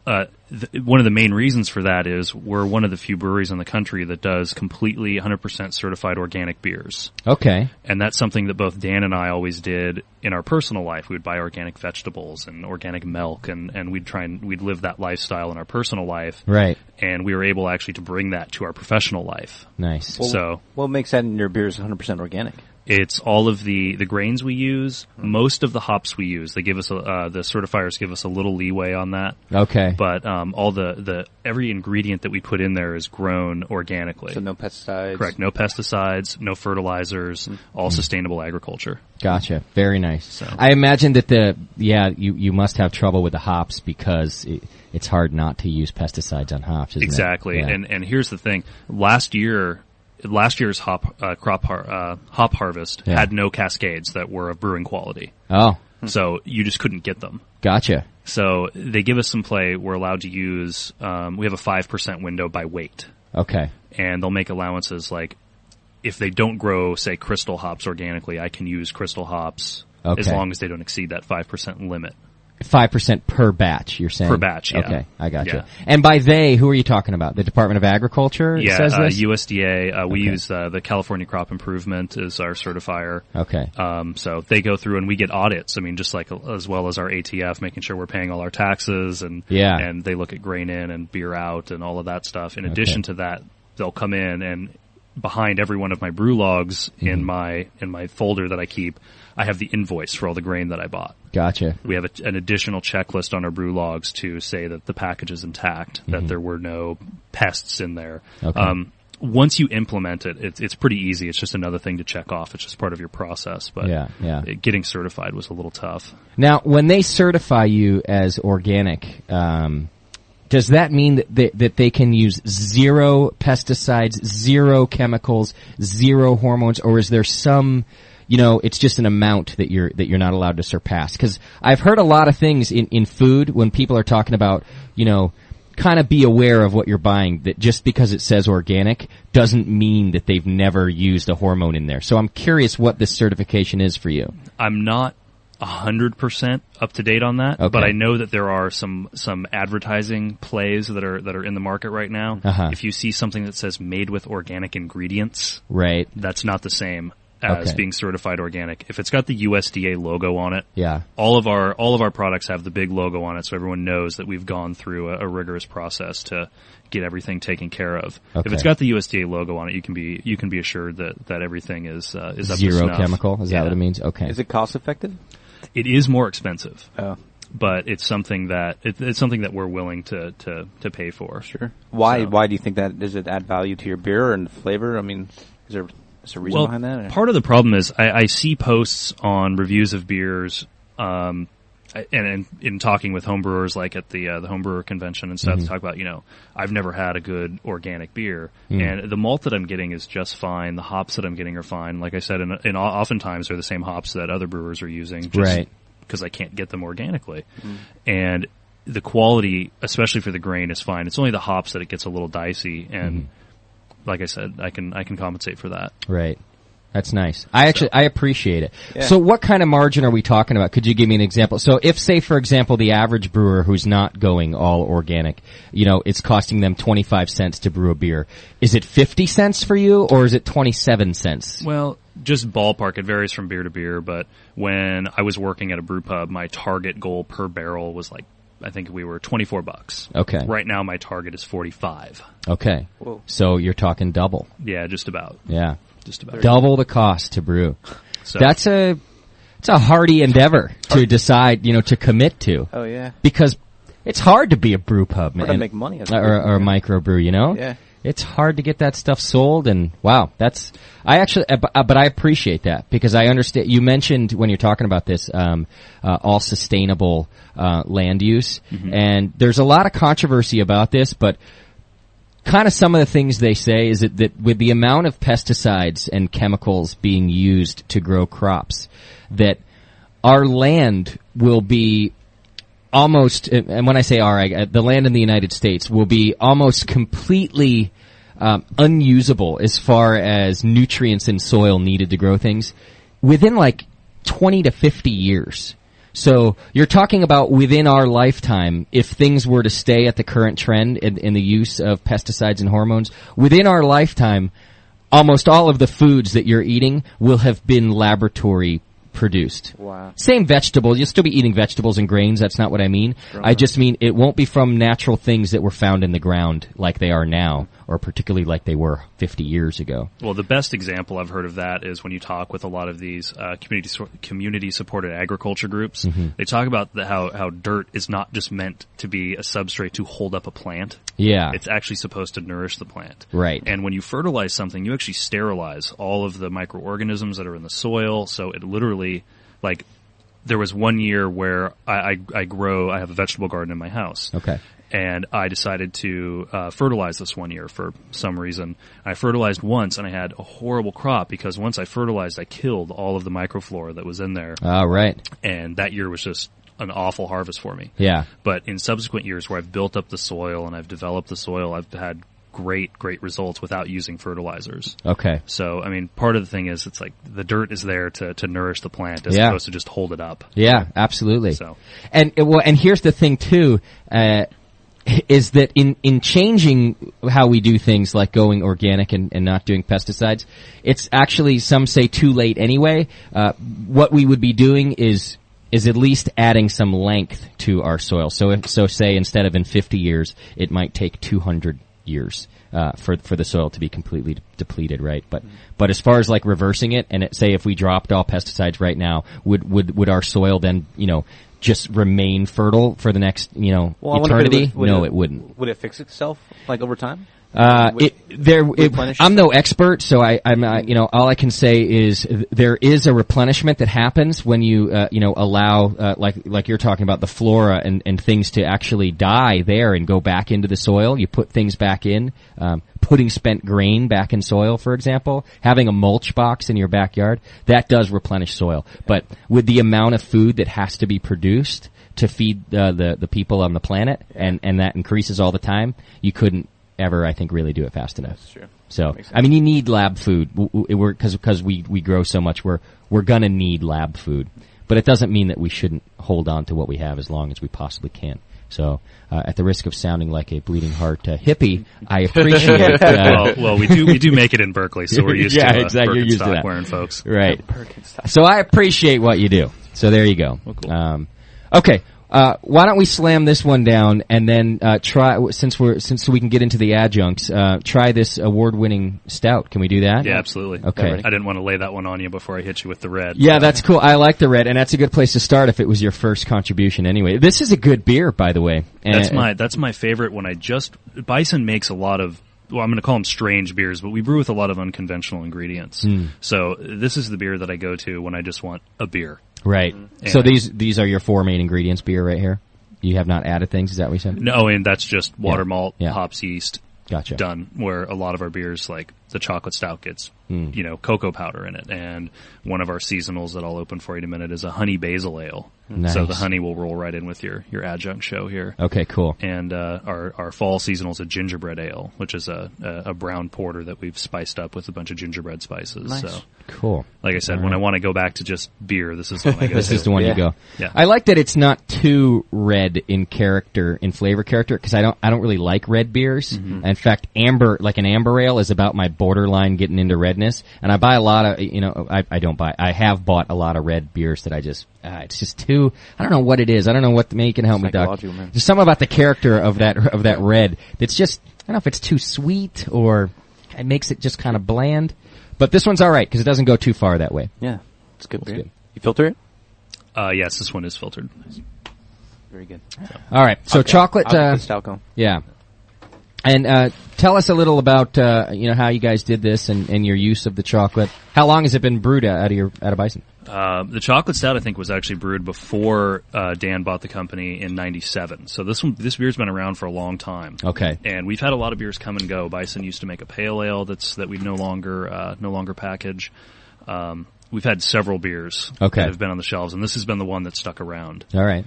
And it's really starting to take off in terms of winning medals and things of that nature. And you've changed the recipe or not? Not very much. We did some extensive brewing this summer. I fired up my homebrew system, and I think that it got as big a workout as it's ever gotten. Okay. In 1 month, I brewed 15 5-gallon batches. Gotcha. And we went through and just added chocolate in the mash, in the kettle, in the fermenter, in the secondary. I mean, different amounts, different kinds of chocolate to figure out how we could get a better flavor. Okay. So, yeah, I mean, I don't know if you want me to just... Well, let me give a taste. Yeah. Well, I'd just like to say something about bison. When I first moved up here in 93, I tried to hit all the brew pubs in the Bay Area, and I hit bison, and wasn't really impressed.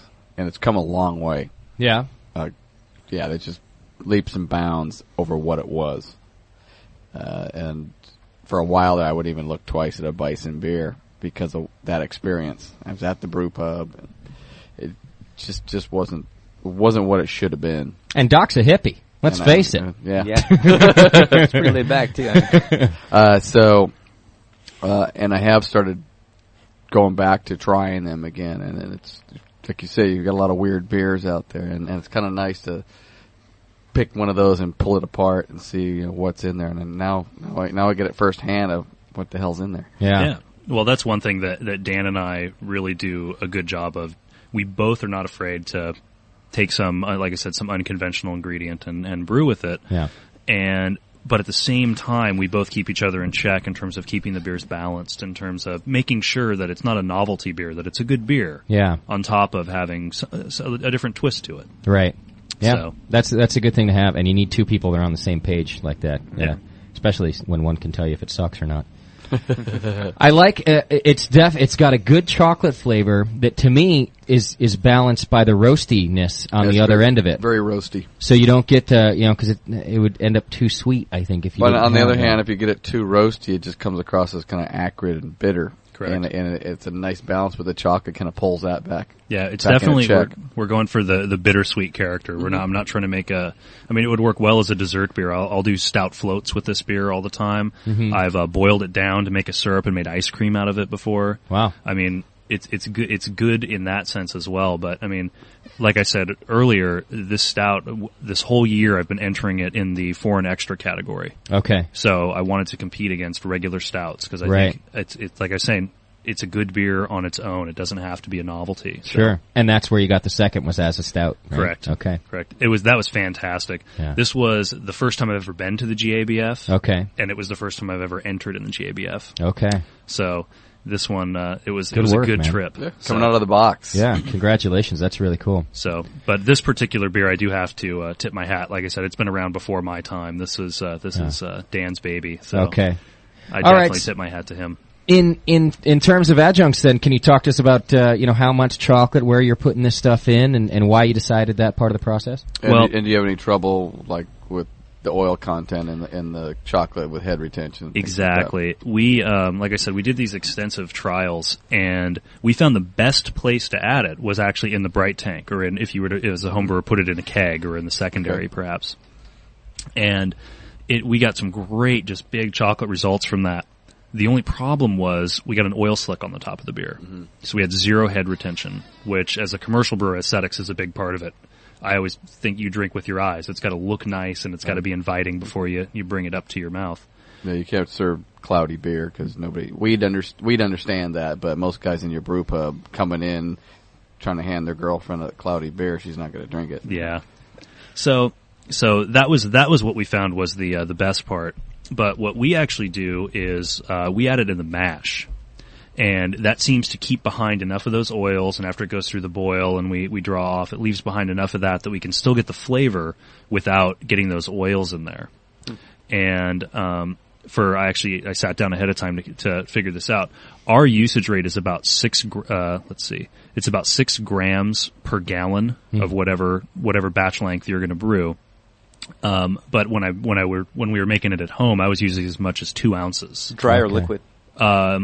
Right now we're using cocoa powder, not Dutch processed. Dutch processed tends to be a little more bitter, and just the regular cocoa powder gives a more chocolatey flavor to it.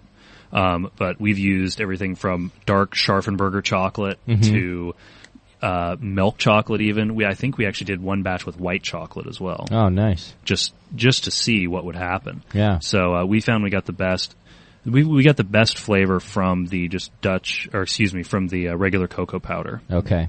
If I were to do it, if I were brewing this at home, I would probably get like a bittersweet chocolate from whatever your local chocolate producer is, and break that up and throw it right in the keg. Okay. Put it in maybe a dry hop bag just to make cleanup a little easier. Gotcha. But just let it sit on that for a week or so, and that should put big chocolate flavor in your beer. So you're not even doing it in any of the brewing or fermentation process at all, just in the keg at the end, huh? Yeah. All right. Yeah. That's interesting. Do you add it dry cold hopping or with hot? chocolate. Yeah.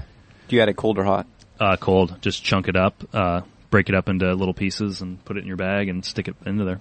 I'm curious, does it melt in there then? It gets kind of molten. Okay. All right. It's not like...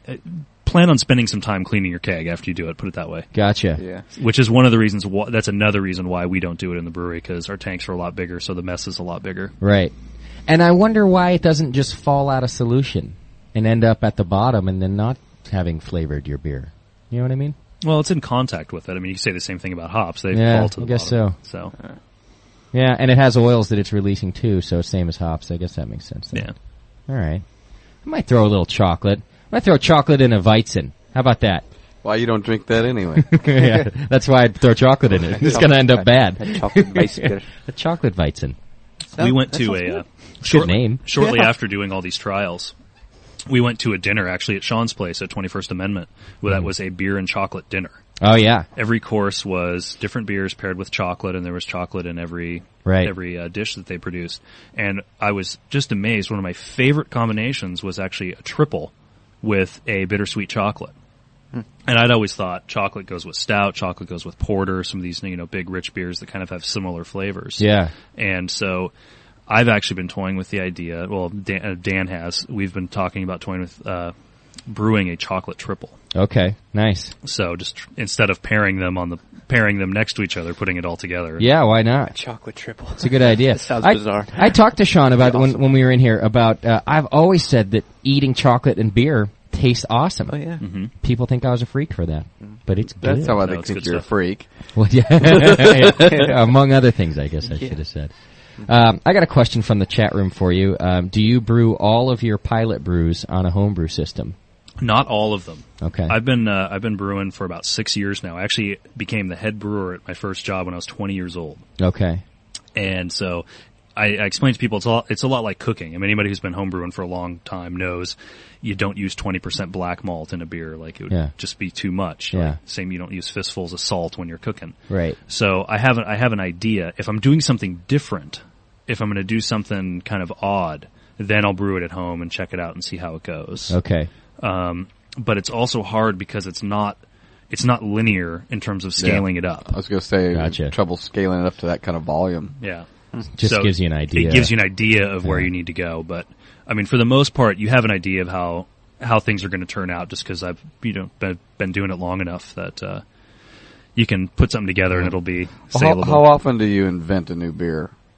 I don't know how often. Or how, you got to want to pull something new, put it on the shelf, or come up with something.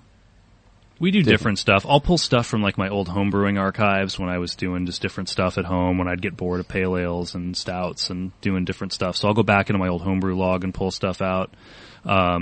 I will also, like the Northern California Homebrewers Festival is a great source of inspiration for professional brewers. I can go and talk with homebrewers and they're doing stuff I would never even think of. Yeah. Mm-hmm. So you can go and talk with them. I mean, I brewed a pumpkin beer at a brew pub that I worked at and the recipe was straight from a homebrewer.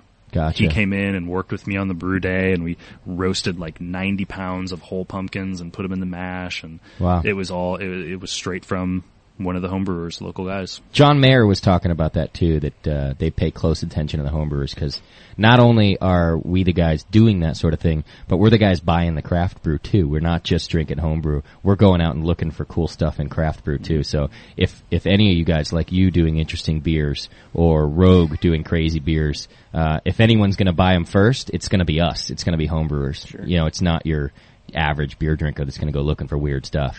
Yeah. You know, so that's cool. Homebrewers have a place in this world too. Yeah, they do. And it's not just at freaky festivals. We're not so much a freak because everybody is. Yeah. Well, you are, Doc. Well. But you're a freak with a Hummer. And 2 goats. And 2 goats, yeah.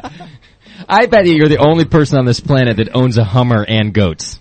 I'm just going to make that guess right now. And is a dentist. Yeah, and is a dentist, yeah. And a homebrew. There you go. Here is a question, although we've covered it, but let's do it anyway, because maybe some other people didn't catch it. It's, does the chocolate have any task after fermentation, or does the ferment extract all the flavor? But you are saying the chocolate goes in to the keg when it's done. Well, no, for our beers, you were talking about for the homebrew when you're going to stick it in. Oh, tell us about yours then. Well, say for our beers, it goes in the mash. It's in the mash. Okay. It's cleaner. Yeah, it's not. Okay. It's easier to deal with. It's cleaner, and it really doesn't contribute a whole lot to the fermentation in terms of extract. Okay. So there's nothing happening to the chocolate. No, and like when we added it to the keg, like I was talking about in the trials that we did, the beer was already cold, so there wasn't a lot of action in there. Gotcha. So nothing doing there. All right, how about that? Should we try the honey basil and talk about those adjuncts that you used in there? Yeah, absolutely. I like that you can really just call anything adjunct. You know, just throw a microphone in there. Well, see what would happen. Well, this one I think fits more the traditional definition of the adjunct, as I added about let's see, in this batch, 140 pounds of organic wildflower honey. Wow.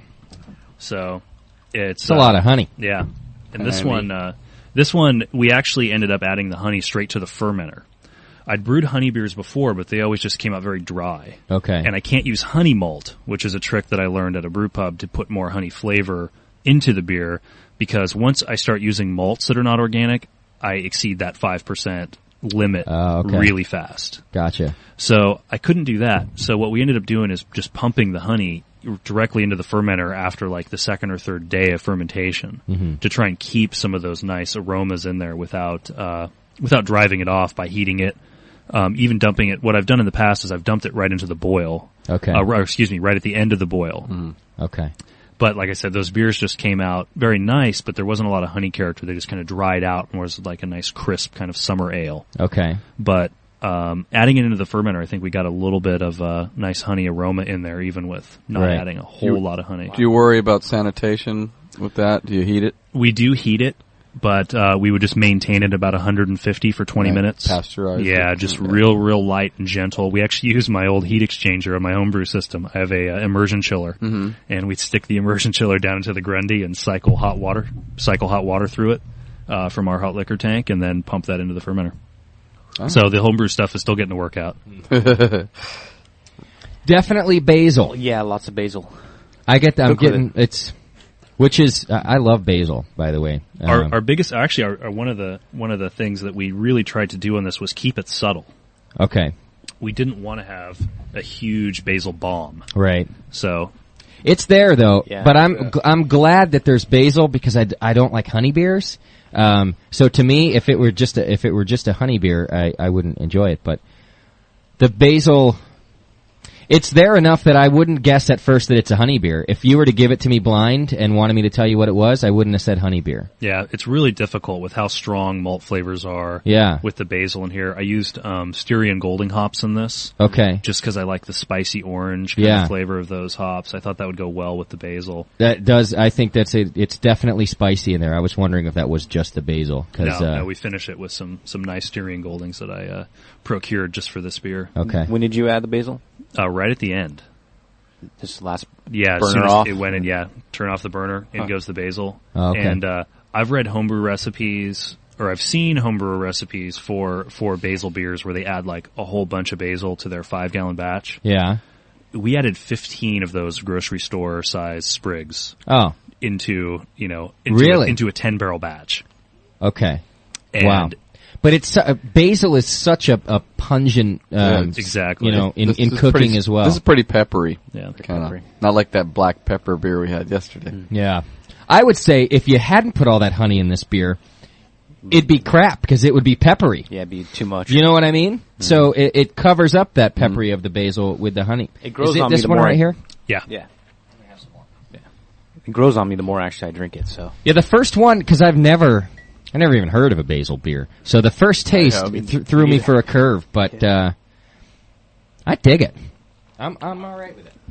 Yeah. Yeah, mellows out. I'm down with that. Yeah. This was actually a brew from the archives. We went back into the old brew logs, and his first name's escaping me. His last name was Meyer. He was one of the brewers for Bison before Dan even bought the company. And we went back, and this was one that used to be at the brew pub that they would brew, and when Bison was doing all their weird beers back then, too. Yeah. And this was one we resurrected from the archives as kind of an homage to the original brewers. Right. I mean, Bison was around since 1989. Buffalo Bill Owens was one of the pioneers in the craft brewing industry. Okay. So we thought we'd bring back one of the archive beers as a tip of the hat to where Bison came from. That's cool. I'll tell you this about it. It reminds me of, for example, Pyramid brews an apricot ale, right? Mm-hmm. Which is very popular. But to me, it's those kinds of beer, and this one as well, are a beer that you drink one or two of in a sitting, say, but you're not going to throw back a 6-pack with the guys because I just think the flavor becomes overwhelming. It really, your senses, right? Having one or two is great. I'm wondering how that affects your guys' business, because I would guess that a lot of your beers might be that way, that people drink them and say, man, that's really good, but they're not going to throw back 6 of them, say. So I'll agree with you on that with the honey basil, but that's what I was saying earlier, where even though we're doing these different kinds of beers, we still try and make them drinkable. We still try and make them stand on their own. Right. Okay. The honey basil is it's a fantastic food beer. Yeah. We've had it with pizza, and that's when you start noticing, okay, I'm 3 or 4 deep, when if I were just having a pint of this, it would be, I'd have one and that would be good. That's an excellent point. Actually, I'm now thinking of this beer with food. Well, this would be great with spaghetti. Oh, yeah. Absolutely. Or ravioli. Lasagna. Oh, yeah. I've made beer sorbets before, and I really want to do that with this as more of like a savory sorbet. Nice. I think that would be a wonderful thing. Yeah. I made a chili beer at a brew pub I went to, or I used the same brew pub where I made the pumpkin beer. Uh-huh. And that beer I did the sorbet with, and I like a lot of. I love cooking with beer, so right. So do I. Doing these different things, you can find all kinds of different applications that may not have presented themselves. With just your normal malt, water, hops, yeast. Right.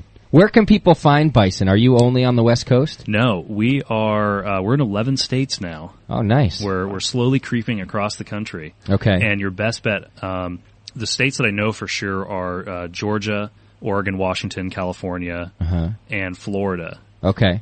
Hear that, crotch rot? Yeah, you can get it, Christian. Your best bet, because we're an organic beer, is to find your local co-op. Is to find a Whole Foods or a Wild Oats kind of market. Yeah. Any kind of specialty grocer like that generally will have an organic beer. Okay. And that's where I turn a lot of people onto it. Cool. I know on the West Coast, Beverages and More is a good bet. We're in most of them. Okay.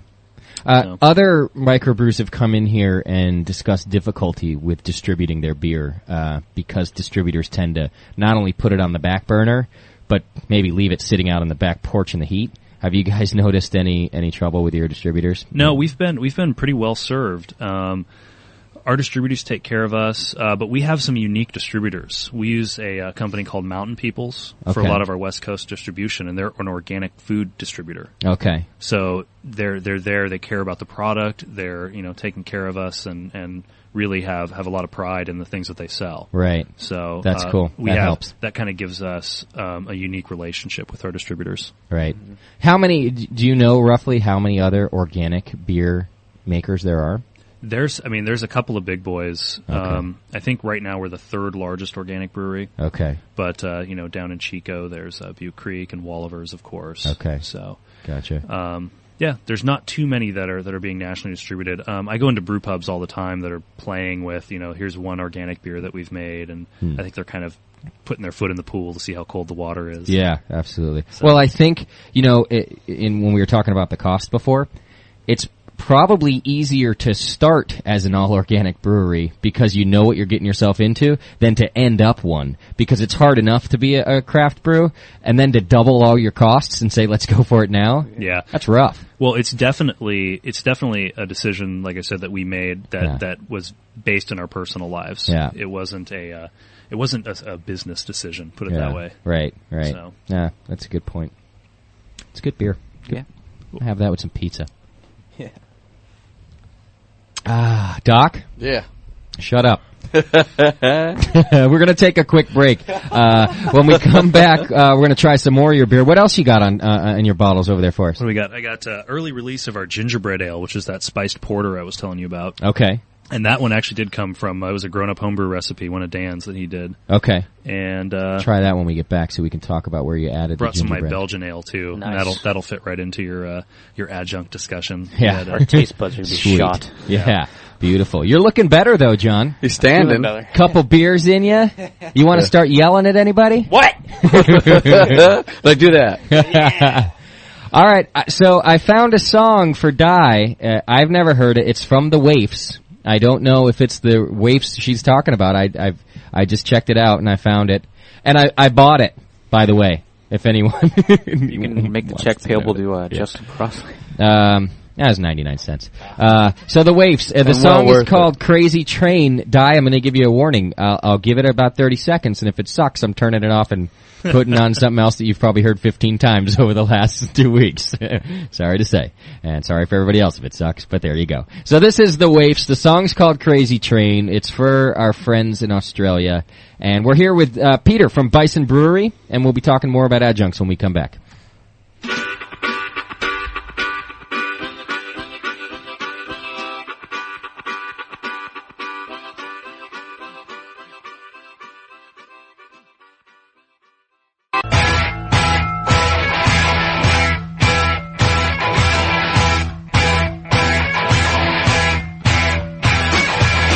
You're listening to a bunch of guys talk about beer. The Brewcasters on the Brewing Network. Yes, sir. We're back, and we're going to try to wrap things up. We got a little bit of time left, and we've got things to give away. Yes, we got shirts. Peter was nice enough to bring us in some shirts to give away. One of them I'm already going to give away to Warren for sending us beer. Yes. So that was very cool to do, and See what happens. He's a cool guy, man. We don't get a lot of beer sent to us, and he did. So, but we're not bitter about that. Yeah, we just like it. It helps the show out. So he gets one of the shirts already. Is that all right with you, Peter? Yeah, that sounds good. All right, cool. You should come to the show. Yeah, absolutely. Yeah, I finally got my official network show. Network Your shirt. shirt, yeah. I gave him one just before we left. Also, let me do this. I forgot to announce, and I don't know how I did this. I apologize. I'm retarded. But we know that. Yeah. Just look at you, man. I just think, we just we brushed over it, that Doe's won a bunch of awards at the festival this week. Doc's Beer won in the Pilsner category. He got first place in that. Thank you. And then it also won Best in Show. Yeah. He won the best beer in the show. And the Best in Show's judged by brewers. No, they're judged by judges. John, I thought John and Sean and the guys on the That's panel what I did that thought one. too. It was those guys. Sean, John, Colin, Awesome. Mark. Right on. And I'm not sure who else. So it wasn't just the homebrew. The homebrewers all tasted and voted on both the porter category and the Pils in the category. Pilsner category. And it's just kind of who likes the best beer there. And then they all go back up in front of the judges, and the judges actually tear them apart and figure out, which one gets best to show. So you can, I've seen it happen where if you win in that category, I've seen another one win best to show. Okay. But Doc won both. And then the Doe's Club in general, they won best club beer. Yeah. Basically. So 3 awards given out went to Doe's, 2 of them to Doc. So congratulations, Thank Doc. you. Thanks. He was happy man too. He was pretty stoked about that when I saw him yesterday. It made me want to go out and drink. Yeah, that's what I was going to say. You did. Made you continue drinking. Okay, here's the deal with another shirt to give away. I've got another one. I'm going to tell you right now it's an extra large, so skinny people need not apply, or small people. I will not give this shirt away to somebody who has won a prize from us. Not this week. Did it last week, even though I said I wouldn't. We know the addresses. That's right. This week I'm putting my foot down. I want somebody new, and I don't know if that eliminates the chat room or not.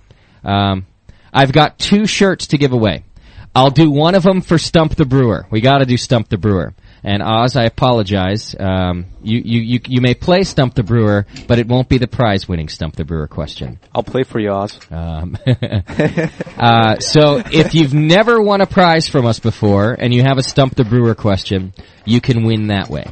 The other shirt I'll give away to a caller who's never called in before. So call in. It's 888-401-BEER. We have to have never heard from you, and you've not won a prize from us, and that's the other one. And what I've got are two very cool Bison Brewery T-shirts. They're black. They got the logo on the front, and the back says, "Wish you were beer." And they glow in the dark. Do they? Yeah. That's even better. So They're cool. Drunk and lost. I love the slogan. Wish you were beer. That's cool. So there you go. They're cool shirts. So one caller and one stump the brewer. How about that? And if nobody calls, I'm keeping the damn thing. So there you go. How about that? I do have a couple questions for you here, Peter. Will your beer ever be available in Australia? I can't speak to that. I'm not in the marketing department. Would you go put in a good word for our folks in Australia? I absolutely will. Okay. Yeah. Try to get your beer out there. Yeah. Are there any American microbrews in Australia, Oz? Answer that in the chat room if you would. I'm curious about that. Because I'd like to know who does, and then it would be interesting to find out how. Well, didn't he say everything pretty much is crap there, and you have to make your own if you want something good? Yeah. I wonder if Sierra is there, though. They would be like the biggest guy I would think of that could be there. Well, but when I brewed for Sierra for a while. Okay. And when I was there, they made a point to say we don't want to send our beer that far away, yeah. Despite the fact that they have one of the best shelf lives in the industry. Right. So I don't know. Because can't you just fly it over? It's not that far by plane, or does it have to go on a boat? I think it has to go by cargo on a cargo boat. Yeah. It's heavy. And then you got all those drunken sailors drinking it all the way over. That stout be gone in seconds. Yeah. But they have refrigerated containers that go on those ships. Yeah. That's true. What do you got? You got a caller there? Okay. But then you got to deal with the fact: how are you going to compete with your whatever local beer is being produced when your beer now has to be sold for $15 a 6-pack? Right. Yeah. In a refrigerated container. Right. Yeah. Exactly. So. Not to mention maybe tariffs or whatever else that you have to get tacked onto it. Yeah. And also beer's really, I mean, despite, I don't know, beer was always a local product. It was always your town beer. Every town. Yeah, that's true. Your local stuff. So I think you should, down in Australia, encourage your local entrepreneurs to start make better beer. Up. There you go. That's an interesting contradiction to our show, actually, in that we are trying to do this thing in making the information more global, and we have access to the internet like that. But you're right, it has always been a local thing, and you're not always going to be able to get these beers. That's it, I quit. Okay. All right. Close it up. I got a question, I think, for John, and I don't know if this is a joke for you or a serious question, but it says, what can I do if I find all the B3 recipes too hoppy? That's a serious question. Reduce them by half. Just cut them in half? Just your bittering hop by half. Daniela, no one can hear you. What's that? They did that before, cut it in half, and it just was still too bitter, sort of. So do you have any good advice for that? You could also change the hops to a different kind. Yeah, I mean, switch them out, lower alpha acid hop, something. Here's what I say you do. You call John up on the 800 number. You ask for John. Yes. And you say, this is my... Because he's there all week long. He's there from Tuesday through Saturday. Yeah. And that's kind of what he does anyway. Or email me. And I'm serious, he's good at that. He's good at what he does and good at that. He's good about getting back at you with email. Yeah. So if you send it to, and he'll let you know what to do. Tell him what your problem is, and he might be able to recommend it. Then I guess you might go to, like Doc says, recommend a different bittering hop or something. Sure, but so it's actually a common problem, and that's not the first time I've heard that. So. Is that right? Yeah. Well, on the West Coast here, it's always more hops, more hops, and if you're from the Midwest or the East, you're gonna probably find it a little bit too hoppy. Very good point. It's definitely West Coast influence. So, I brew a lot of B3 recipes, and I reduce all the hops by like 30%. Do you? Yeah. There's so many guys in our club though that go the other direction. Increase it. That's not enough. 6 ounces. Yeah. Well, I will say this: when we were standing in the big auditorium where they're announcing all of the GABF winners, as soon as Pale Ale, IPA, and double IPA came up, California across the board. Oh, right. So, of course. Yeah, you go into that row in GABF, the West Coast row, Pacific row. Yeah, and it's everybody's just oozing hops out of them. It's just smell it. Caller, you're on the air. Hey there. Who are we talking to? My name's Leslie. Leslie. Hi, Leslie. Yes, sir. Is that right? Where are you calling from? I'm actually in Las Vegas. Nevada. My favorite place on earth, my friend. Except it's hotter than I'll get out. It is hot. That's why I just stay at the blackjack table when I'm there. I sent the question in about the hops earlier. About them being the B3 ones being too hoppy? Uh-huh. Okay. John was saying, and you've already cut the hops in half? Uh-huh. What kind of beer do you like to brew? Give us a style you're talking about. I like Guinness. I like Porter. I like Pale Ales. Okay. But not too hoppy. So let's take maybe their Pale Ale recipe, for example, John. If you can remember do you have any idea what's in that one, John, off the top of your head? Just a second. Let me get the recipe. I got it right here. Cascade all the way through, he says, anyway. Yeah. Right, John, what would you say to make that less bitter for the guy? Well, I would say you could even cover it up and add some more malt, Well, I mean, what kind of water are you brewing with? Tap water? Because if it's hard and high in sulfates. Well, I do a carbon filtration out of tap water. Right. But I know Las Vegas water. It's the same as all desert water. It is hard as can be. Why don't you try cutting the water in half with distilled water? And, really? Yeah, and because if you have really high sulfates in there, it's gonna really make that hop bitterness really harsh and coarse. And especially if you're telling me that you already cut the hops in half. Yeah. Try brewing. Don't brew a straight distilled, but try cutting in half. Like half and half. Yeah, do a half and half, and still cut the hops in half because obviously where you want to be. Like an ounce of Goldings, which is okay, but the Cascades was like 2 ounces. Mm-hmm. Well, just the bittering hops. You can leave anything that's you can cut it down. Anything that's been in there more than say 20 minutes. I got them right here. You can cut them down. Cascade and do what Jamil does. He just throws it in the last 10 minutes. We were talking about that. Smoother bitterness, not so harsh. But you have to then add more. Yeah. Well, that's bitter as it is. Throw them all in at the end, maybe compensate. Okay, so you think maybe just cut it with distilled water? Yeah, I would try brewing half and half and see if that makes a big difference. I think that might be an issue. Yeah. Because I had 2 ounces of Magnum. Yeah. Ooh. Magnum's that'll do it right there. And I cut it in half. To tell you the truth, I do too. On the B3 recipe, I cut the Magnum down by half. And also with a high alpha hop like that, you go over a little bit with a couple of pellets, and you're pumping in a lot more alphas. Where if you're pumping in something with like a Perlay with 6%, right? You can measure out a couple over, and it's not going to make as big a impact as if you're going in with a Magnum. It's not bad. It tastes like Sierra Nevada ale if you get the but it's just a tad too much. I would recommend maybe not even using the Magnum for you. Yeah. Switch out that Magnum. Do Centennial for bittering or something. Yeah, I like using Perlay for bittering. Chinook's pretty good too. Yeah. So let me put that in perspective. Some of the beers I brew, I use Magnum for bittering. In a 10-barrel batch, I'll use 1 pound. In 10 barrels. For my bittering edition. Right. Yeah, so that's... I mean, we use a lot of hops on the aroma end, so we'll get some bitterness from there, but that's an aggressive hop. Yeah. I would say for anybody who finds any beer hoppy or bitter, just go ahead and take Magnum off your list. It's a big guy. I would encourage him to tweak with it, too, because it sounds like he likes maltier beers, porters, Yeah, styles. I do. See, I mean... I had a pale ale recipe. I had like 7 pounds of malt extract. I'm kind of extract beer because the rum I got, Right. And that turned out pretty good with like 1.5 ounces of Goldings. Yeah, so he's more of an English style guy. Yeah.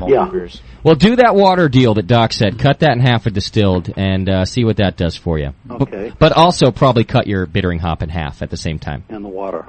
Do the water and cut your bittering hop in half. Okay, that's an idea. I didn't think of that. Hey, can you wear an extra large?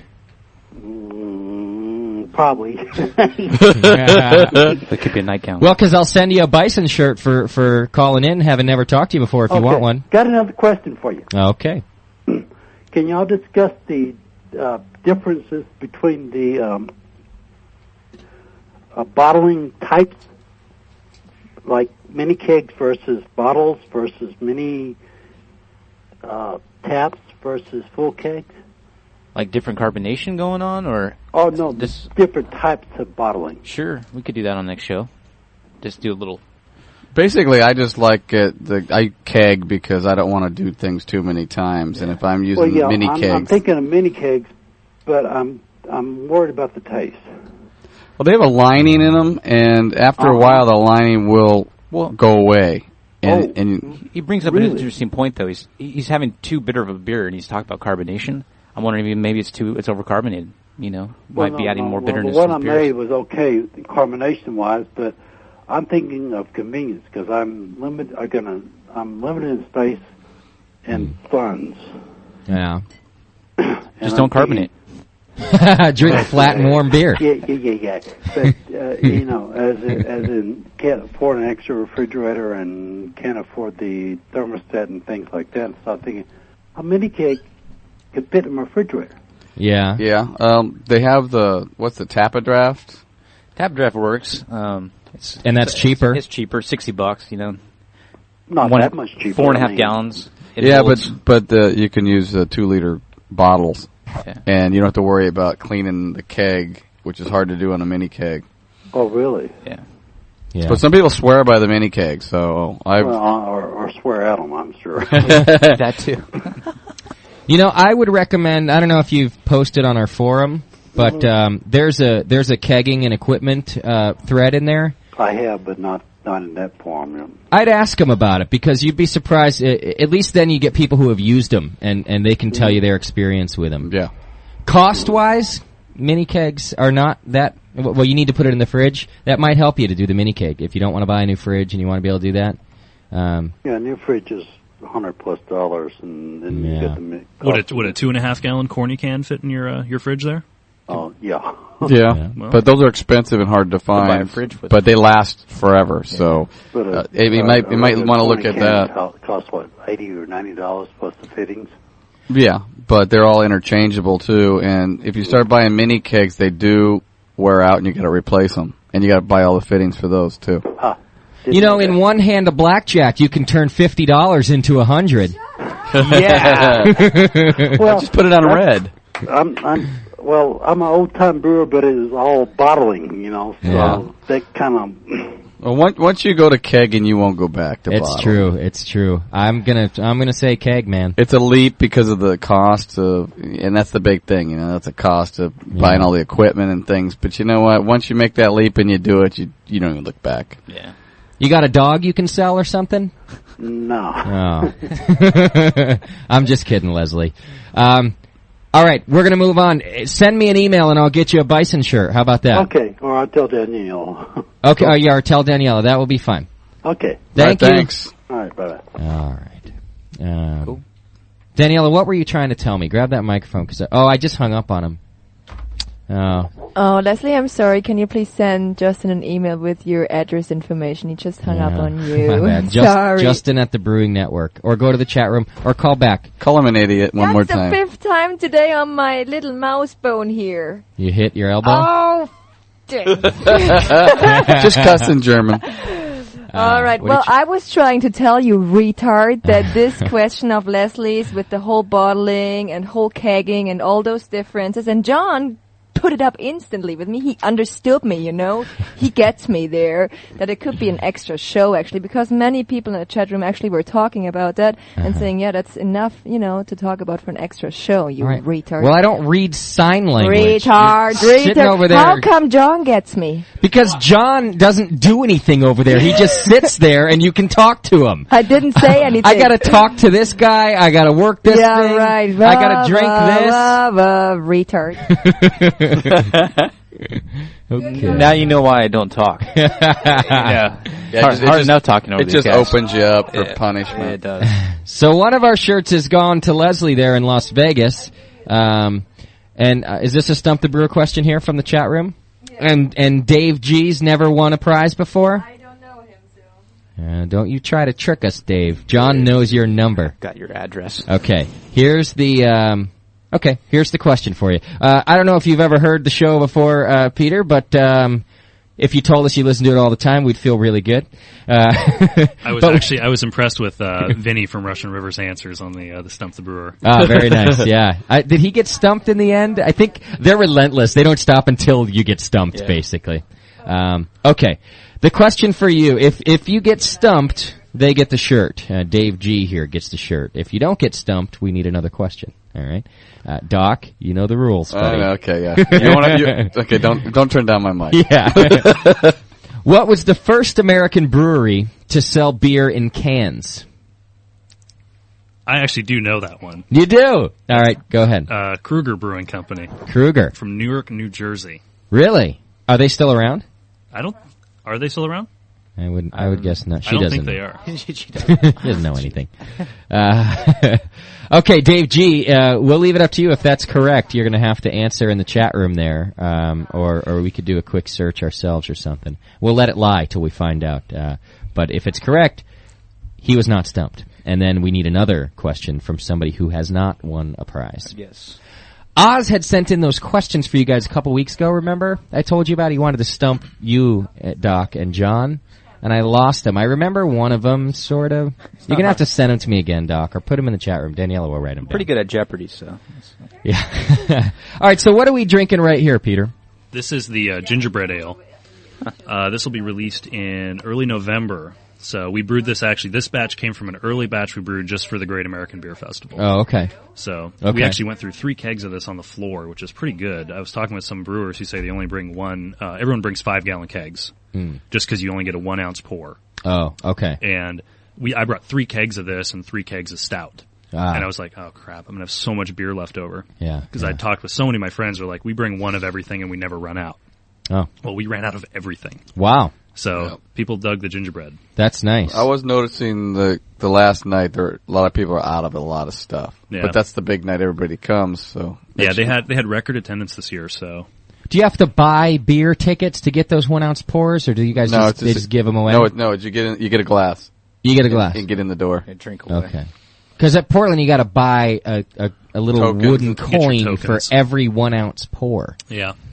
That's $1 an ounce is what that is. So think about that. If you poured yourself a 16-ounce glass, I'm thinking that they didn't really do their math right here. Were they really $1 a token? I think so. Yeah. Maybe I'm wrong. I was drunk. You didn't even get a professional discount because you're in the biz. I didn't get anything. See, I'm barely in the biz, right? We're like the dogs of the biz. We're the rodents. A long We're like, yeah, maybe we'll talk to you. Pretty much half the time. Although Sean likes us, so that's nice. Yeah. He gave us a little plug the other day. He likes us, right? That was cool. This beer, I'll say right now, since we were talking about B3 recipes, reminds me of the Christmas beer that you guys have there, because of the nutmeg flavor that comes out of your Christmas. But this is better than that, actually. I brewed it once. Thank you. Is there? Do you add nutmeg as well, or is that just in the gingerbread? No, we actually don't add there's no gingerbread men going into the kettle. It's actually just spices. That's weak. So, no, this beer, it's got ginger and nutmeg and clove and cinnamon and allspice. Gotcha. And it's a brown porter base recipe that we boosted the gravity up a little bit to make it more of a winter beer. Okay. And it's something that you don't find too much of on the West Coast, like we were talking about with our hoppy beers earlier. It's subtle. Yeah. A lot of the spicy beers that come out are just club you over the head kind of spice. Right. And we wanted to do something that was fairly restrained, but still nice and flavorful and easy to drink. So yeah. As our website says, it's sure to smooth out the dinner with the in-laws. What's the alcohol in this? We're at 6.8 on this one. Yeah, that'll help out, especially with my family. Nice dry finish to it too. Very good. You like it, John? Yeah, I do. Doc? Like I always like these kind of beers. I like pumpkin ale and I like these. I mean, could I knock back a 6-pack? No, but I do enjoy them when I have them. I can knock back a 6-pack at the holiday dinner, I'll tell you that. Yeah. I think you could do that any day. Aunt Marcy over there in the corner, yapping away about nothing. You know what I mean? Well, I'm a big fan of the holiday beers. The Friday after Thanksgiving every year, my dad and my brother and I go to every beer store. I'm from Sacramento, so we go to every beer store in Sacramento and we buy as many holiday beers as we can get our hands on. Oh. I mean, we literally fill shopping carts at Bevmo, and then we go to the other specialty stores and get the stuff they didn't have, and right. just and then we split it up 3 ways, so we're not all stuck with a 6-pack of something maybe we don't want to drink. Yeah. 2 beers of each, basically. And then you just get hammered. And we just go through them all. Yeah. It's a race to see who's first one through, because we all live in different cities, so. Merry Christmas, jackass! That should be the name of a beer. Yeah, Merry Christmas, jackass. Yeah. So this is our holiday offering, and the only reason it's actually around this early, like I said, is because we wanted to bring it to GABF. Gotcha. So. And so you guys are selling this one right now? Yeah, no, it'll be out in November. Okay. We just went to package with it last week, and so we're beta testing this. Exactly. There you go. I approve. I'll actually be I'll be brewing this again. We just brewed it again this week, and I'll brew it again in another 2 weeks. So. Okay. And where are you putting your spices in on this guy? We put them in a little bit before the end of the boil. Okay. So we're talking 5 minutes here? About 10 minutes. Okay. Yeah. And just chuck them all in at once? Yeah. What all to get combined? What's the weight on how much you guys are putting in there? Ounces, whatever, approximately. That's our super secret spice blend. Is that right? But it's not much. Really? But the thing is, we get our spices from a spice store called the Lasa Karnak on Telegraph Avenue. Okay, in Berkeley. And they just have fantastic spices. I mean, I made a pumpkin beer at brew pub that I worked at, and I'm using like half as much of the spice of their spices than I used of grocery store spices for the pumpkin beer. Okay. And I'm getting actually more spice flavor. Gotcha. What's the name of that place again? Lasa Karnak. Okay. Is that one word? No, it's 2. It's like LASAKARNAC, I believe. Gotcha. Right on Telegraph. Yeah, there. Telegraph. Yeah, a couple blocks down from the brewery. So give us a call, set up a tour, and then go load up on spices. Now, are you guys? You're a brew pub also? We are not. We are just a microbrewery. Did you used to be a brew pub? We did. You did. Okay. Yeah, we had a restaurant. It closed about 2.5 years ago now. Okay. And we just had to focus. All the growth was in the brewing side. Yeah. And we just had to stop and do what we do best. Right. So. Well, even the big guys who have brew pubs, like in several locations, they're really only there to promote and feature the beer. They're a marketing tool. None of these guys are making a ton of money on their brew pubs. Yeah. Just you know. That is a drawback. It's hard. We like to be able to take people in and have them taste all our beers. Yeah. But at the same time, both Dan and I, we're not restaurateurs. We're both brewers, and right. we want to be making the beer, and we want to be making great beer. Yeah. And running the restaurant was a second job. And this way we can just focus on the beer and do what we do best. Right. If I took a brew tour there, would you let me drink right out of your fermenter? Yeah, we could do that for you. Can you swim in the fermenter? Yeah. Can I just put my mouth underneath the nozzle? You just pour it right in? I'll hold your feet up. You have a problem, Justin. You seriously do. I know. Was the stump question? He was correct. How many people could you handle on a tour? The brewer was correct. Is this from the same person? No, this one is actually from our phone call friend from last week, Jack. This is from Jack. He has never won a prize, so he Jack is has never allowed won a to prize. play. Okay. He's going to want to pick it up himself, John. Yeah, you can just go to John's house. B3 or John's house. B3. Give you Yeah, pretty much. That's true. Okay.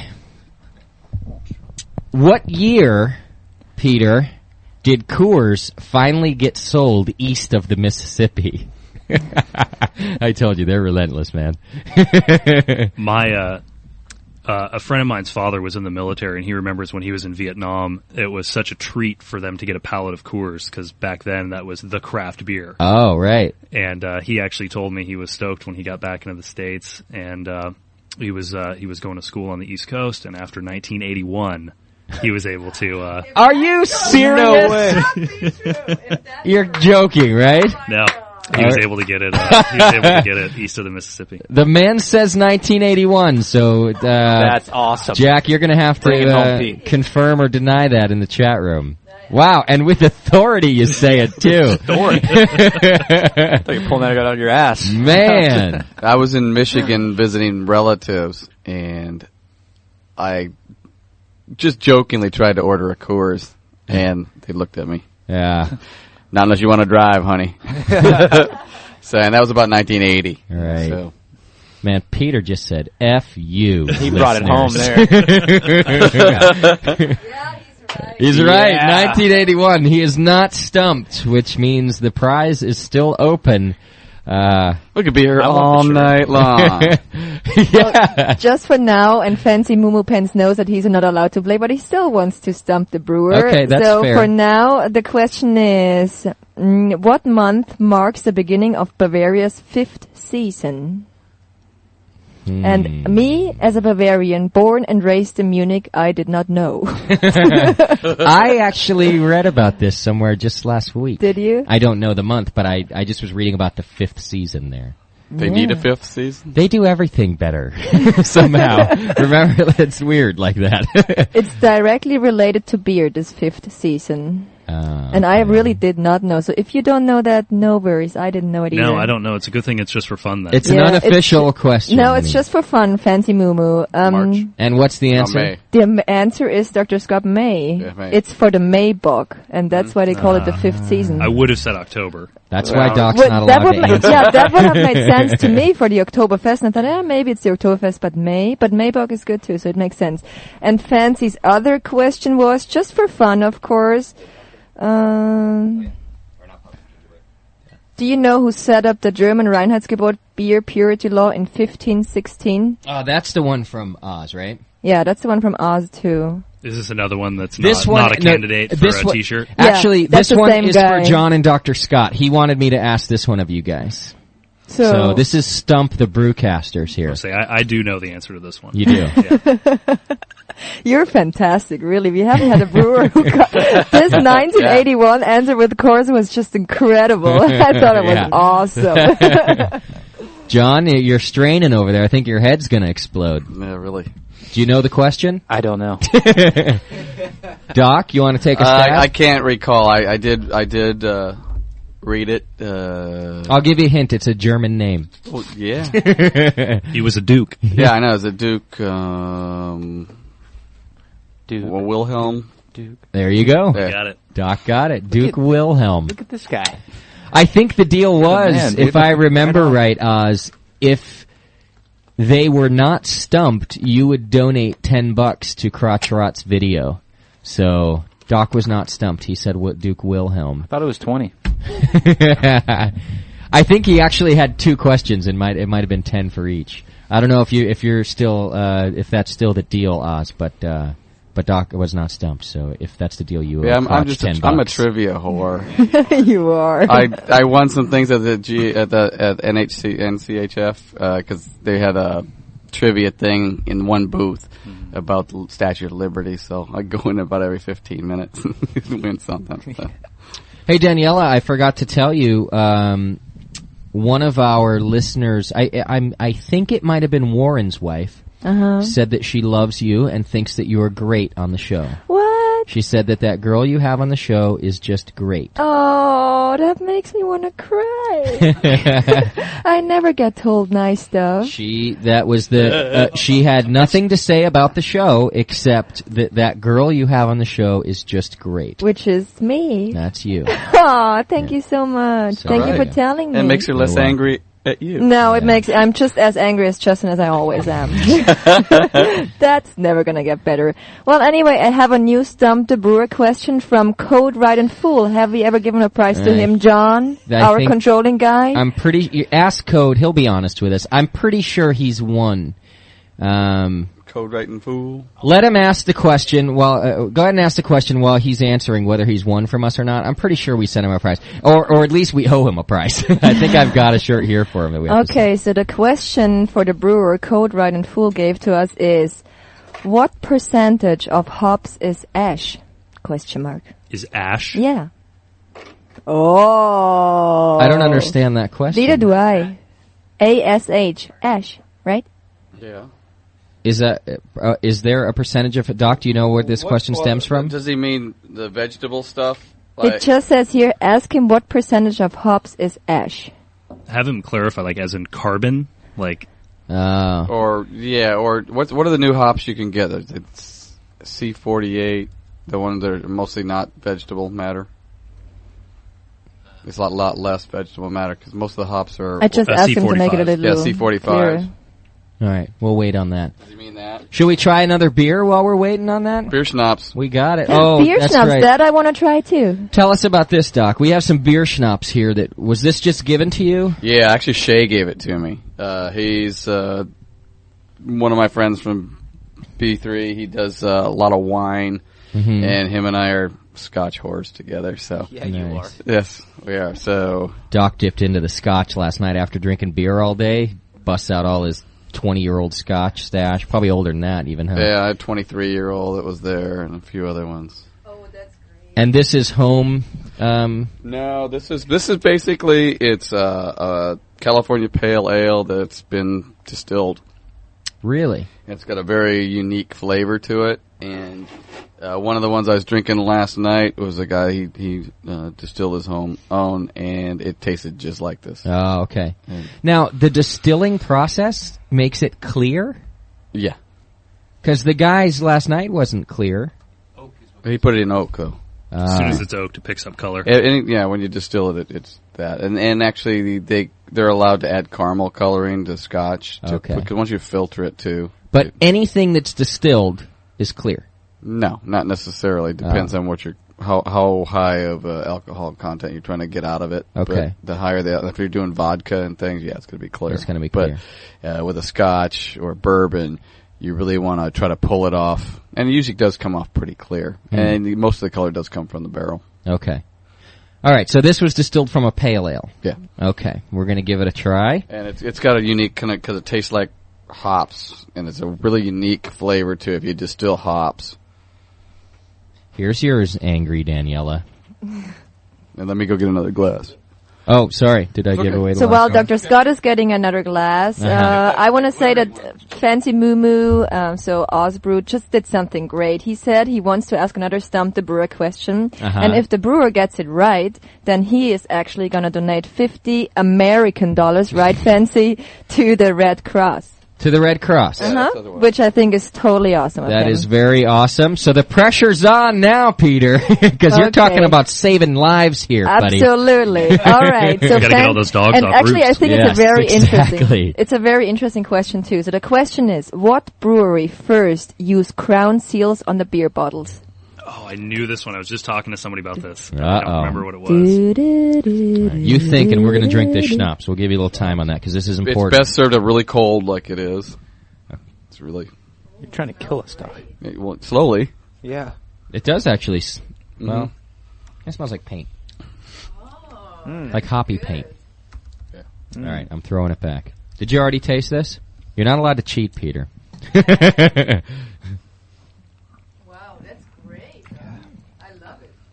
Ooh.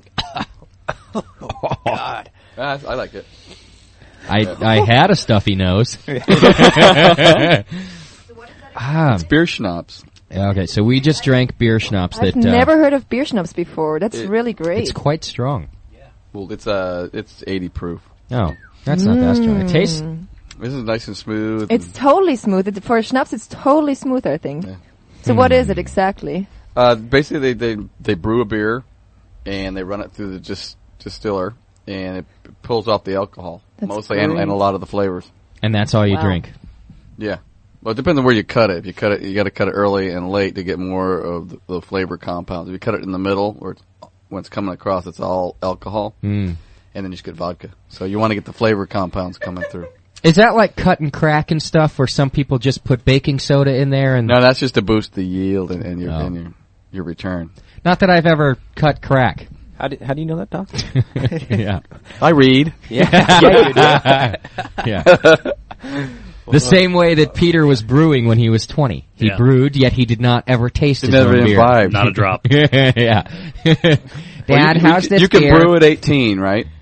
Yeah, you can. It never came up. In fact, the owner of that particular... I was hired by the head brewer, and there was one night where we were working a late bottling shift. We were there till like 2 a.m, just trying to get this order out. And at the end of the day, he said, "Good work, guys. Go in the back, take home a case." And I said, "Even me?" Yeah. And he goes, "Well, yeah, go get one." And I said, "Okay. I'm not 21, right?" And he goes, "Oh, yeah, don't do that." Right. And that was how the owner found out that his head brewer had hired an underage brewer. Right. And did that cause, did you then get fired the next day? No. He was. No, I was just talking to somebody about, maybe it was Jameel, but about you can brew it at 18. Yeah, he was in here saying that. And you can, you know, like you can go to can't taste it. To the beer shop and buy all the supplies you want. You could be schlepping all the stuff around and making this and making that. But yeah. Did we find out if Code had never... Yeah, I'm writing. Still waiting? No, it is here. It's just a long thing. It's a long sentence, so I'm just writing it down for you, okay? But Code already asked the question. Code asked the question, and Crotch answered sort of, and what they're getting at. Okay? No, the question, Daniela... The ash question. Oh, that one. No, we're back on the crown label. The crown. What about the crown question from Code? And is he eligible? No, the crown question was from Fancy Moo, and he's gonna donate money if you guys don't. Okay. If you guys get it. Okay. Do you have an answer for that, Peter? I do not. I'm letting down all of the dogs and various pets trapped on roofs everywhere. Guess. Man, just guess. I wouldn't even know where to begin.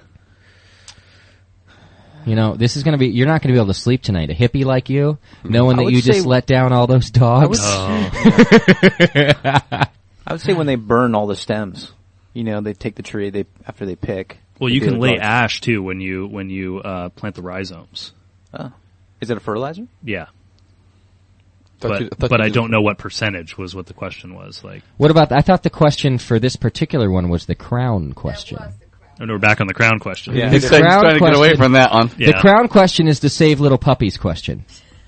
Right, Daniela? Absolutely. Okay.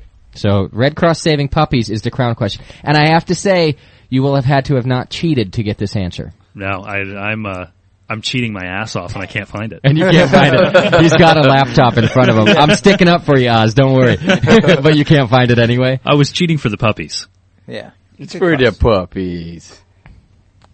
I'm going to try to read this, but Daniela writes in hieroglyphics. So, on account of the rapid... is this the answer or the question?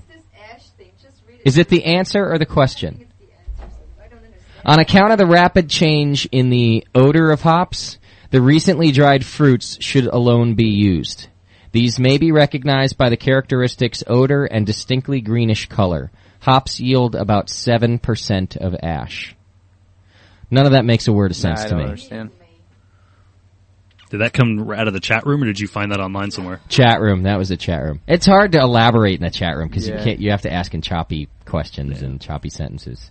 They should call. We're just gonna you can call up if you want. Otherwise, we're gonna move on. And Coach just gave me the clue that he's referring to chemical constituents. Chemical constituents of hops. Now, you guys, do you know it or not? I am so confused right now. No, I don't even remember what the question is. Gosh, you guys. Well, I don't know who stumped him. What was the ash? Ash was the question from Code. The ash would be the stump. But it wasn't a clear question. Well, Code. And I'm pretty sure we gave Code a prize. No, he didn't actually. It's in the mail or something. He said he's never earned one. No, he says he has never won anything. He called in once, but he didn't win anything then. All right. We'll give it to him. He can have it. How about that? That sounds good. You all right with that, Peter? That's fine with me. Code, I would think... Code deserves it anyway. He helps us out. Mr. Moo out there would throw a softball question for all the stranded animals, but... Yeah. Selfish. Yeah. You know, that's a good point. Yeah. Peter. So it's, hey, jerk, got all those animals and just threw them out the window. That's how Peter's going to sleep tonight. Not an animal lover. I didn't ask the question, so I'll sleep fine. Right. Shall we taste another beer before we go? Because we're going to wrap it up. We've given away everything. Yeah, I've got my last beer here is our Belgian ale. It's a strong blonde. I like those. It's not quite a triple. It finishes a little sweeter than a triple, so I'm not comfortable calling it that. So it's a double? A strong blonde. No, it's strong blonde. So it's real light like a triple. It finishes fairly sweet. We brew it with coriander, and we use in a 10-barrel batch or in a 20-barrel batch, we use 350 pounds of organic cane juice. Okay. Which actually comes crystallized, which is the closest we can get to a Belgian candy sugar and still meet our organic requirements. Gotcha. And where are you putting that in? That goes right into the kettle. Okay. So... While we're pouring this, would you be willing to give away a recipe for people to brew at home of a beer of your choosing? That might take a minute. Let me... That'd be okay.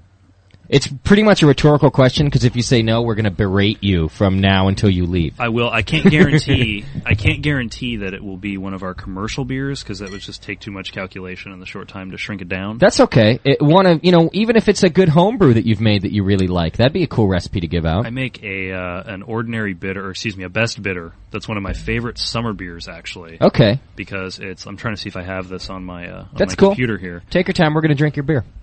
It's, actually, I don't think we've ever given away a bitter recipe on here. No one's ever given that, so that'd be perfect if you brew It's a good really one. nice one because it's really light, and it's not quite the lawnmower beer like a light lager or something of that nature that's just kind of poundable and cold. It still has some flavor to it, but it's light enough that you can and it's light enough and it's low enough in alcohol you can drink it all night long. Okay. So it's the definition of a session beer. I like that because I often end up drinking all night long, and it's tough to find a beer you can do that with. You know what I'm saying, It's the John? difference between walking and rolling. Yeah, all I night do. like that. Yeah. I don't really think it's bugged you that you couldn't find one you could do that. Yeah, all right, this isn't really one I can drink all night long. I'll do it anyway. Is what ends up happening. The schnapps was good. I'm surprised you even drank it. Usually, I sipped it, but I'm not. No. What do you guys think of this Belgian? I like it. You're right. It's not as dry as a triple. Is there coriander in this? It's kind of the same flavor profile. Yeah, and we get the coriander from the same spice shop that I was saying. You do. Where we do the gingerbread. Do you grind the coriander or do you put them in whole? They grind it for us. Okay. And they move I through could their... really taste that. Yeah, they move coming through their spices fast. This is one of the better ones I've had, I'm going to say. Yeah, Belgians they're hard to do well and not to have them overly spicy and stuff.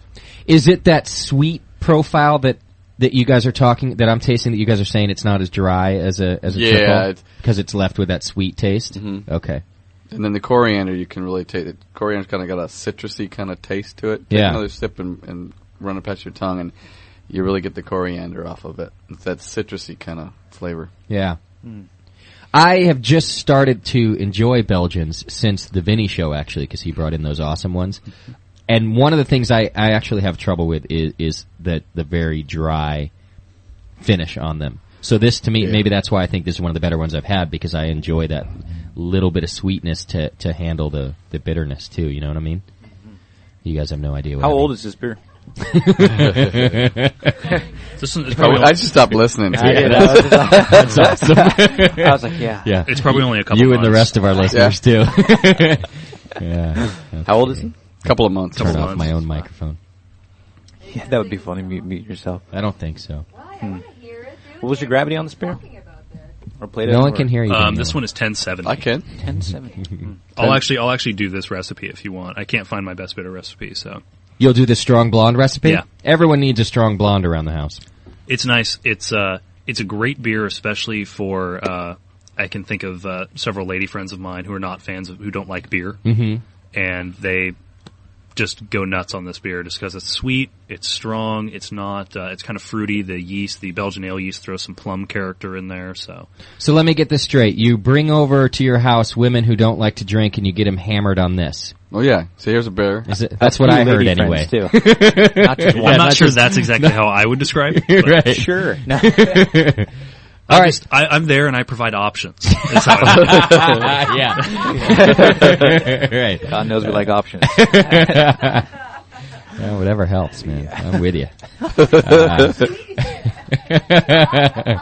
All right, go ahead. Give us that recipe. Give it a little slow. We can do it all in percentage terms. Daniela, can you type this as he says it? Yeah, sure.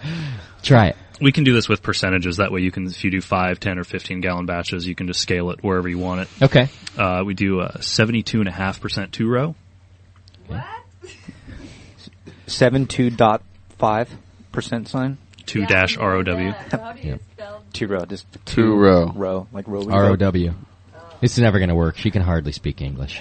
Well, I'm still moving out She says she's out of here now. All right, go ahead. You want that ride in the Hummer then, probably. Yeah, exactly. I'll load it up. I'll take you home. Give her some Belgian triple. 1.8% caramel 60. All right. Yeah. See? Got it. And 25.6% cane juice. Cane. John, will you give her the microphone so we can hear this, so the listeners know what's happening over there? Cane juice. CANE. And if you want, you can use a light Belgian candy sugar. But like I said, we have problems securing that and having it organic. The cane juice is still crystallized, so it gets kind of those same flavors going on. Okay. So cane sugar will be fine if you don't want to do it organic. I wouldn't use cane sugar because you can get a real cidery character using that. Okay. The cane juice, the first time I went and bought it, I was expecting to pick up buckets of it. Like I was expecting it to be juice. Juice. Yeah. It's actually crystals. Okay. So, so that's what we use just because of our restrictions. Yep. But like I said, if you use a light Belgian candy sugar, it'll do the same thing. Which is beet. Okay. Beet sugar. Yep. Okay. Go on. And that's the malt bill. Okay. And then for hops, there's I'm trying to think of how to do this because just tell them the IBUs and then shoot for 22 IBUs. Okay. Huh? 22 IBUs. I got that. Okay. That's what you're going for in your hop bill. By the way, if you're not in the chat room, this is where it's all being typed, if you're not writing it down yourself. And somebody can probably post it on the 22 forum. LB what? IBUs. Oh, IB. IB? Really? IB. International Bittering Units. Ah, thank you. See, that helps. Yeah. And spell Peter, that stop. We want to keep her in the dark. No more elaborating. You don't even talk to me anymore, dude. Yeah, she's moving out. Yeah. So moving out. What happened? John wants to know what's going on here. Okay. All right, go on. And probably, let's see. I'm not even sure how to tell you how much coriander to use here. Some. We do. Yeah, some. It's a good amount. A pinch. Give me 1 second. I can do a quick calculation and figure it out per Cool. gallon. It's tough with the coriander because it's a flavor that's so borderline not good. It's pungent. it's pungent. Yeah. I grind it up and then you get that whiff in your nose. Yeah. But you like Belgians, John. And you saying I don't like it. No? Do you not like this beer? Oh, I like it. You like this one? I would finish the beer with about 4 grams of coriander. Okay. 4 grams. Sorry, 4 grams per gallon. 4 grams per gallon. Okay. That sounds like a lot to me, but what do I know? Oh, that's only... oh, yeah. I guess you're right. You're right. Okay. I'm already being offered bedrooms, by the way, Justin. What'd you say? I'm already being offered bedrooms. I bet you are. Probably far and wide, too. Yeah.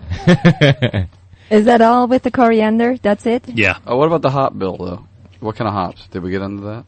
I use Magnum just for bittering. Okay. There's really no flavor or aroma. It's all the coriander in the finish. Really? The Belgians will age their hops for so long. They'll age them for 2-3 years before they actually put it into their beer. So a lot of those aromatic qualities are gone. What kind of aging do they do? Just sitting in a warm room? Sitting in an open, warm farmhouse. They let it oxidize. No kidding. Yeah. Let it oxidize. Get nice and cheesy. Yeah. So Nice. I like kind you. of circumvent that and just not use them. Okay. Yeah. All right. Okay, so there you go. That's for a strong blonde. Not exactly a triple, but it's a Belgian for sure, and it's a strong blonde. Pick your favorite Belgian ale yeast. You can't get the one that I use because it's our yeast. So okay. You know, pick an Abbey or a triple or just something from your local homebrew store. Okay. There you go. Something that'll handle a 1070 beer. Okay. Got to be a big one. Yeah. Okay. Yep. It's good beer. What temperature do you ferment at? We do 68. We actually do a little colder than a lot of folks. So I've seen people that ferment these Belgians as high as 78 degrees, just trying to get that big fermentation character. But like I said, our beers, we really try and keep them balanced and keep them restrained and just keep them drinkable. So if we had a really harsh clove phenolic or something in this beer, I think it would be I think it wouldn't be as smooth. So I don't think this beer would handle it, and you would probably lose all the coriander flavor out of it. Yeah. Because the clove would just overpower it. Yeah. It's good. So this was something I was actually looking forward to talking about at the Northern California Homebrewers Convention. The topic was supposed to be the future of brewing. And okay. I remember when I was first working at the brew pub, it was in 1999, and I wanted to make a Belgian ale. And the owner just flat told me, he said, "We've made them, they don't sell." And I went to other breweries. I was traveling all over the country at that time, going to different brew pubs and stuff, and they were telling me basically the same story. We make it and it doesn't sell. I like to drink it, but I can't drink 15 barrels of Belgian beer by myself. Yeah. So, and I think it's great. Me neither. Yeah. It's a tall challenge. We tried last night. Yeah. It's a tall challenge. Yeah. But I think it's great that, the Belgian's one of our regular beers. It's not a seasonal that we do. It's in our regular lineup, and it's around, and it sells fairly well. And I think it's great that the industry has moved in such a direction that I can make a beer like this, and it's received. Yeah. So. Yeah. I actually appreciate that about Vinny in what he's trying to do, in that he's really making a whole lineup of these things, and kind of at the risk of obviously everybody knows he's pushing the envelope in that sense, but at the risk of not selling any beer, he's brewing several beers that people are saying don't sell. And that's helping people like you guys out. I was sitting at the bar. No, absolutely. Vinny he does some great stuff. And I was sitting at the bar of his place, and you see these guys come in that are just total blue collar, just got off work. Budweiser in my guys. mind, exactly. You're picturing them drinking one of the big beers. Yeah. And they sit down and they'll order Damnation. Right. They get, and it's obvious at his pub because all the Belgian beers go in a chalice or they go in a tulip. They go in Belgian beer glasses. And these guys are coming in and they're drinking Belgian ales, and it's just fantastic. Yeah, that's cool. He's created his own niche up there, yeah. Which is what you got to do to find a little something. John, what's that? I like you. Thanks, buddy. All right. About you. So we ready to get out? Daniela has something to say. Go ahead.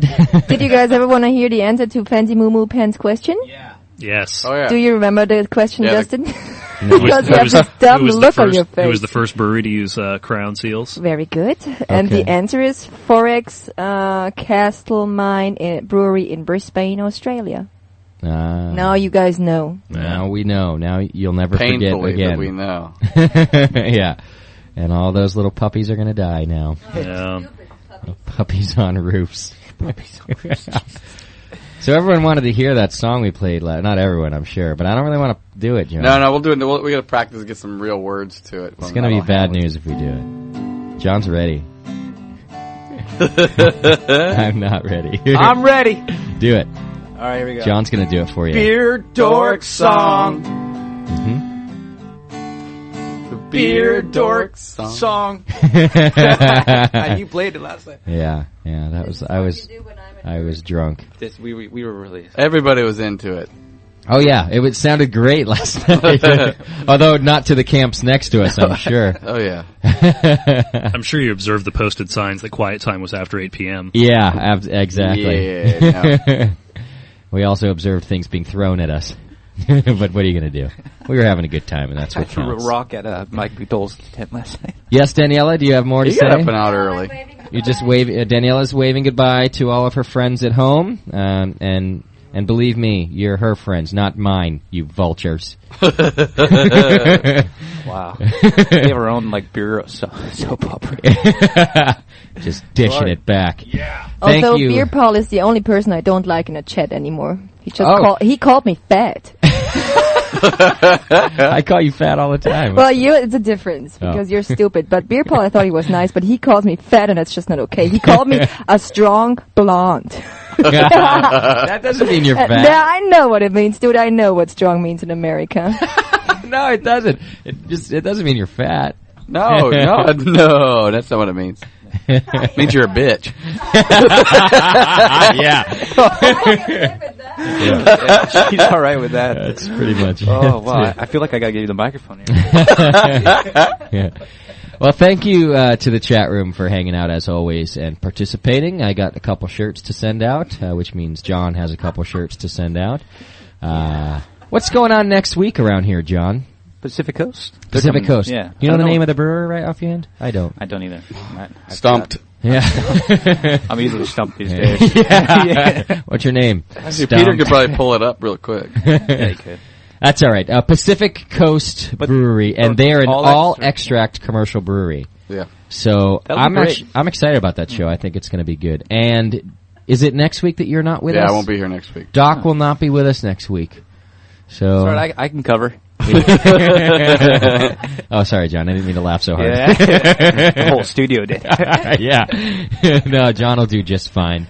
And one-word answers. Yeah. That's usually what I do these days. Let's just say we won't be playing Beer Jeopardy next week, right? I can call in. Yeah, maybe you should call in. Okay. It's your birthday next week, right? Yes, it is. Happy birthday Thank early. you. Thank you. Call us in. We'll make funny and say happy birthday on the Sing the Beer Dork birthday song. Yeah, exactly. So next week, Pacific Ridge, all extract commercial. So those of you extract folks out there like myself going to get a lot out of that show, hopefully. We'll see. Anybody, have you had any of their beer? Never. I used to go to their brew pub a lot. It's in Oakland. Oh, okay. Just throw back a couple. I think it would cost more to run an extract brewery. I mean, well, his point is that he doesn't want to put the money into the equipment to go to all grain because he's always kind of done this one. Yeah. Gotcha. It's faster too. Yeah, you don't have to wait for it to mash. Yeah, run off. And stick to what you're good at, right? Too. And like if he's good at doing makes it, some pretty good ones. So there you go. All right. There's plenty of stuff you can do without altering your grain bill that much, right? Sure. You know, adjuncts, for example. do we even talk about that? Yeah. Well, Peter, personally, I had a really good time on this show. I appreciate the organic deal that you guys are doing, and I also appreciate you guys making a bunch of weird stuff that happens to come out good at the same time. Oh, cool. Thank you very much. Thanks for having me. This has been a blast. Cool. Well, I hope you come back, not only because of all that, but you know your stuff, man. It's ridiculous. I have so much useless knowledge rattling around in his head that it's worth something for, if nothing, for bragging rights. Well, that explains why you are somebody's brewer at 20 years old. I mean, that's a success story right there. So I think, I don't know, I see good things for you and hopefully Bison as well in the future. I wish you luck, and hopefully you'll come back and hang out with us. Absolutely. Thanks a lot. All right, cool. So there you go, guys. Everybody happy? I'm happy. Except for Daniela, of course. Doesn't matter. She's just unhappy with you. See, I called her a bitch, and she still loves me. Don't poke the bear. Yeah. Doc, did you have to fight with your wife to get back here? You came home from the festival. I came home. I had about 2 hours. I took care of I played with the boys and took them out and got them all tired and dirty, and then left and came over here. You could possibly still make it to put them to sleep. So yes, I can. That might make up for it, right? Read the story. You're still in trouble. Still in trouble. All right, folks. We'll see you next week. It's been the Brewing Network. We've had Peter from Bison Brewing in Berkeley. You can click their link right off of our site to check it. It's right on the front page. That'll be there for another few days, as usual. Or you can go to, I think, www.bisonbrew.com. Is that right? That's correct. Okay, you can check it out there. And it's a cool website because it describes a lot of their beers right there and easy to use. So check them out. And if you're in the Northern California area, you can do a tour right there in Berkeley. Yeah, just call ahead, look at the phone number off the website.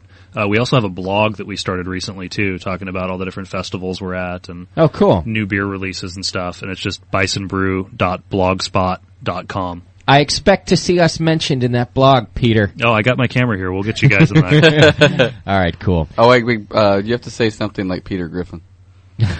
Yeah, you do. Did you guys see that? I saw that. I read that, and that man is absolutely right. Sometimes I sound like that idiot, Peter Griffin, on The Family Guy. If you haven't watched The Family Guy, watch it. One of the funniest shows on television. And I said the comment in particular they're saying I sound like him in is that I was talking about funny things and whether or not they're funny. And I basically said on one of our shows, it's funny because I say it's funny. And if I say it's funny, it's funny. Wow. Yes. And I do sound like that guy, actually. Some anger, man. Between him and that goober on Curb Your Enthusiasm, I'm a mess, man. I'm like both of them. You're awesome. But I don't care. Thank you, Daniela. Oh, Daniela wants to... Hurry up. Do it quick. Try to wrap it up. Daniela wants to measure our brewer's beer belly because we are keeping a running log so that next time you come on, Peter, we'd like belly to log. Yeah, we'd like to Blog. see some advancement in your growth. Basically, 35. All right. 35 inches. Right. You don't think that's right, huh? What was Vinny? 47. something. Yeah, Vinny had a nice one. No, he doesn't. You don't look 39. I don't. Yeah. Thanks, buddy. What did Sean have? Do you remember Sean O'Sullivan? You wrote it down, dude. Oh. I'm wearing a couple T-shirts at the same time. Yeah, that's what it is. Thanks, everybody. We'll see you next week. Pale ale is a friend of mine, and I sure like good barley wine. Chocolate porter, cherry stout, don't you know what I am talking about? Don't you give me that American crude, boy, I want a real homebrew. Homebrew, don't you really love it? Homebrew, can't get enough of it. Homebrew, it blows my mind. I love homebrew all the time. Yeah, I think I have me, well, I have me one right now.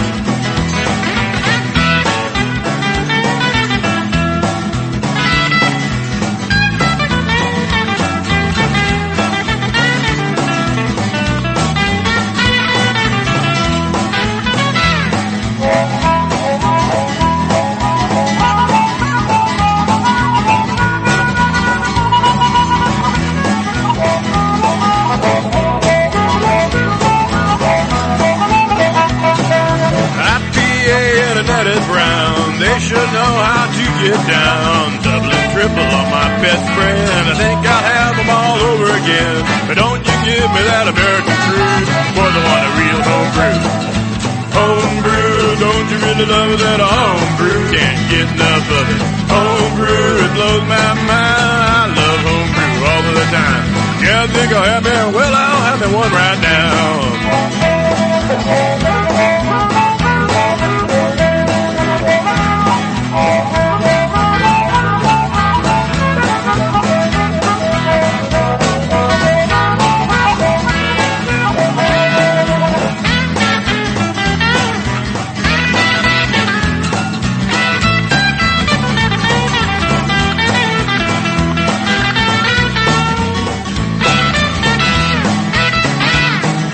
Give me a wheat beer on a hot summer day. A bark will do me when the skies are gray. I'll take a Belgian brew anytime, and the women sings and lambic fine. But don't you give me that American crude, boys, I want a real homebrew. Homebrew, don't you really love that homebrew? Can't get enough of it. Homebrew, it blows my mind. I love homebrew all of the time. Yeah, I think I'll have me, well, I'm the one right now.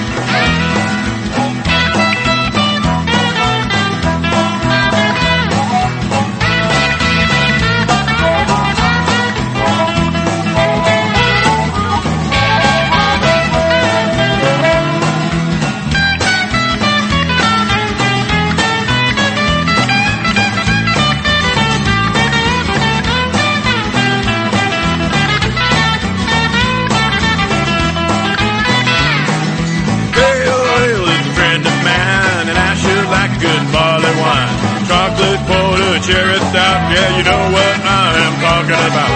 But don't you give me that American crude, boys, I want a real homebrew. Homebrew, don't you really love that homebrew? Can't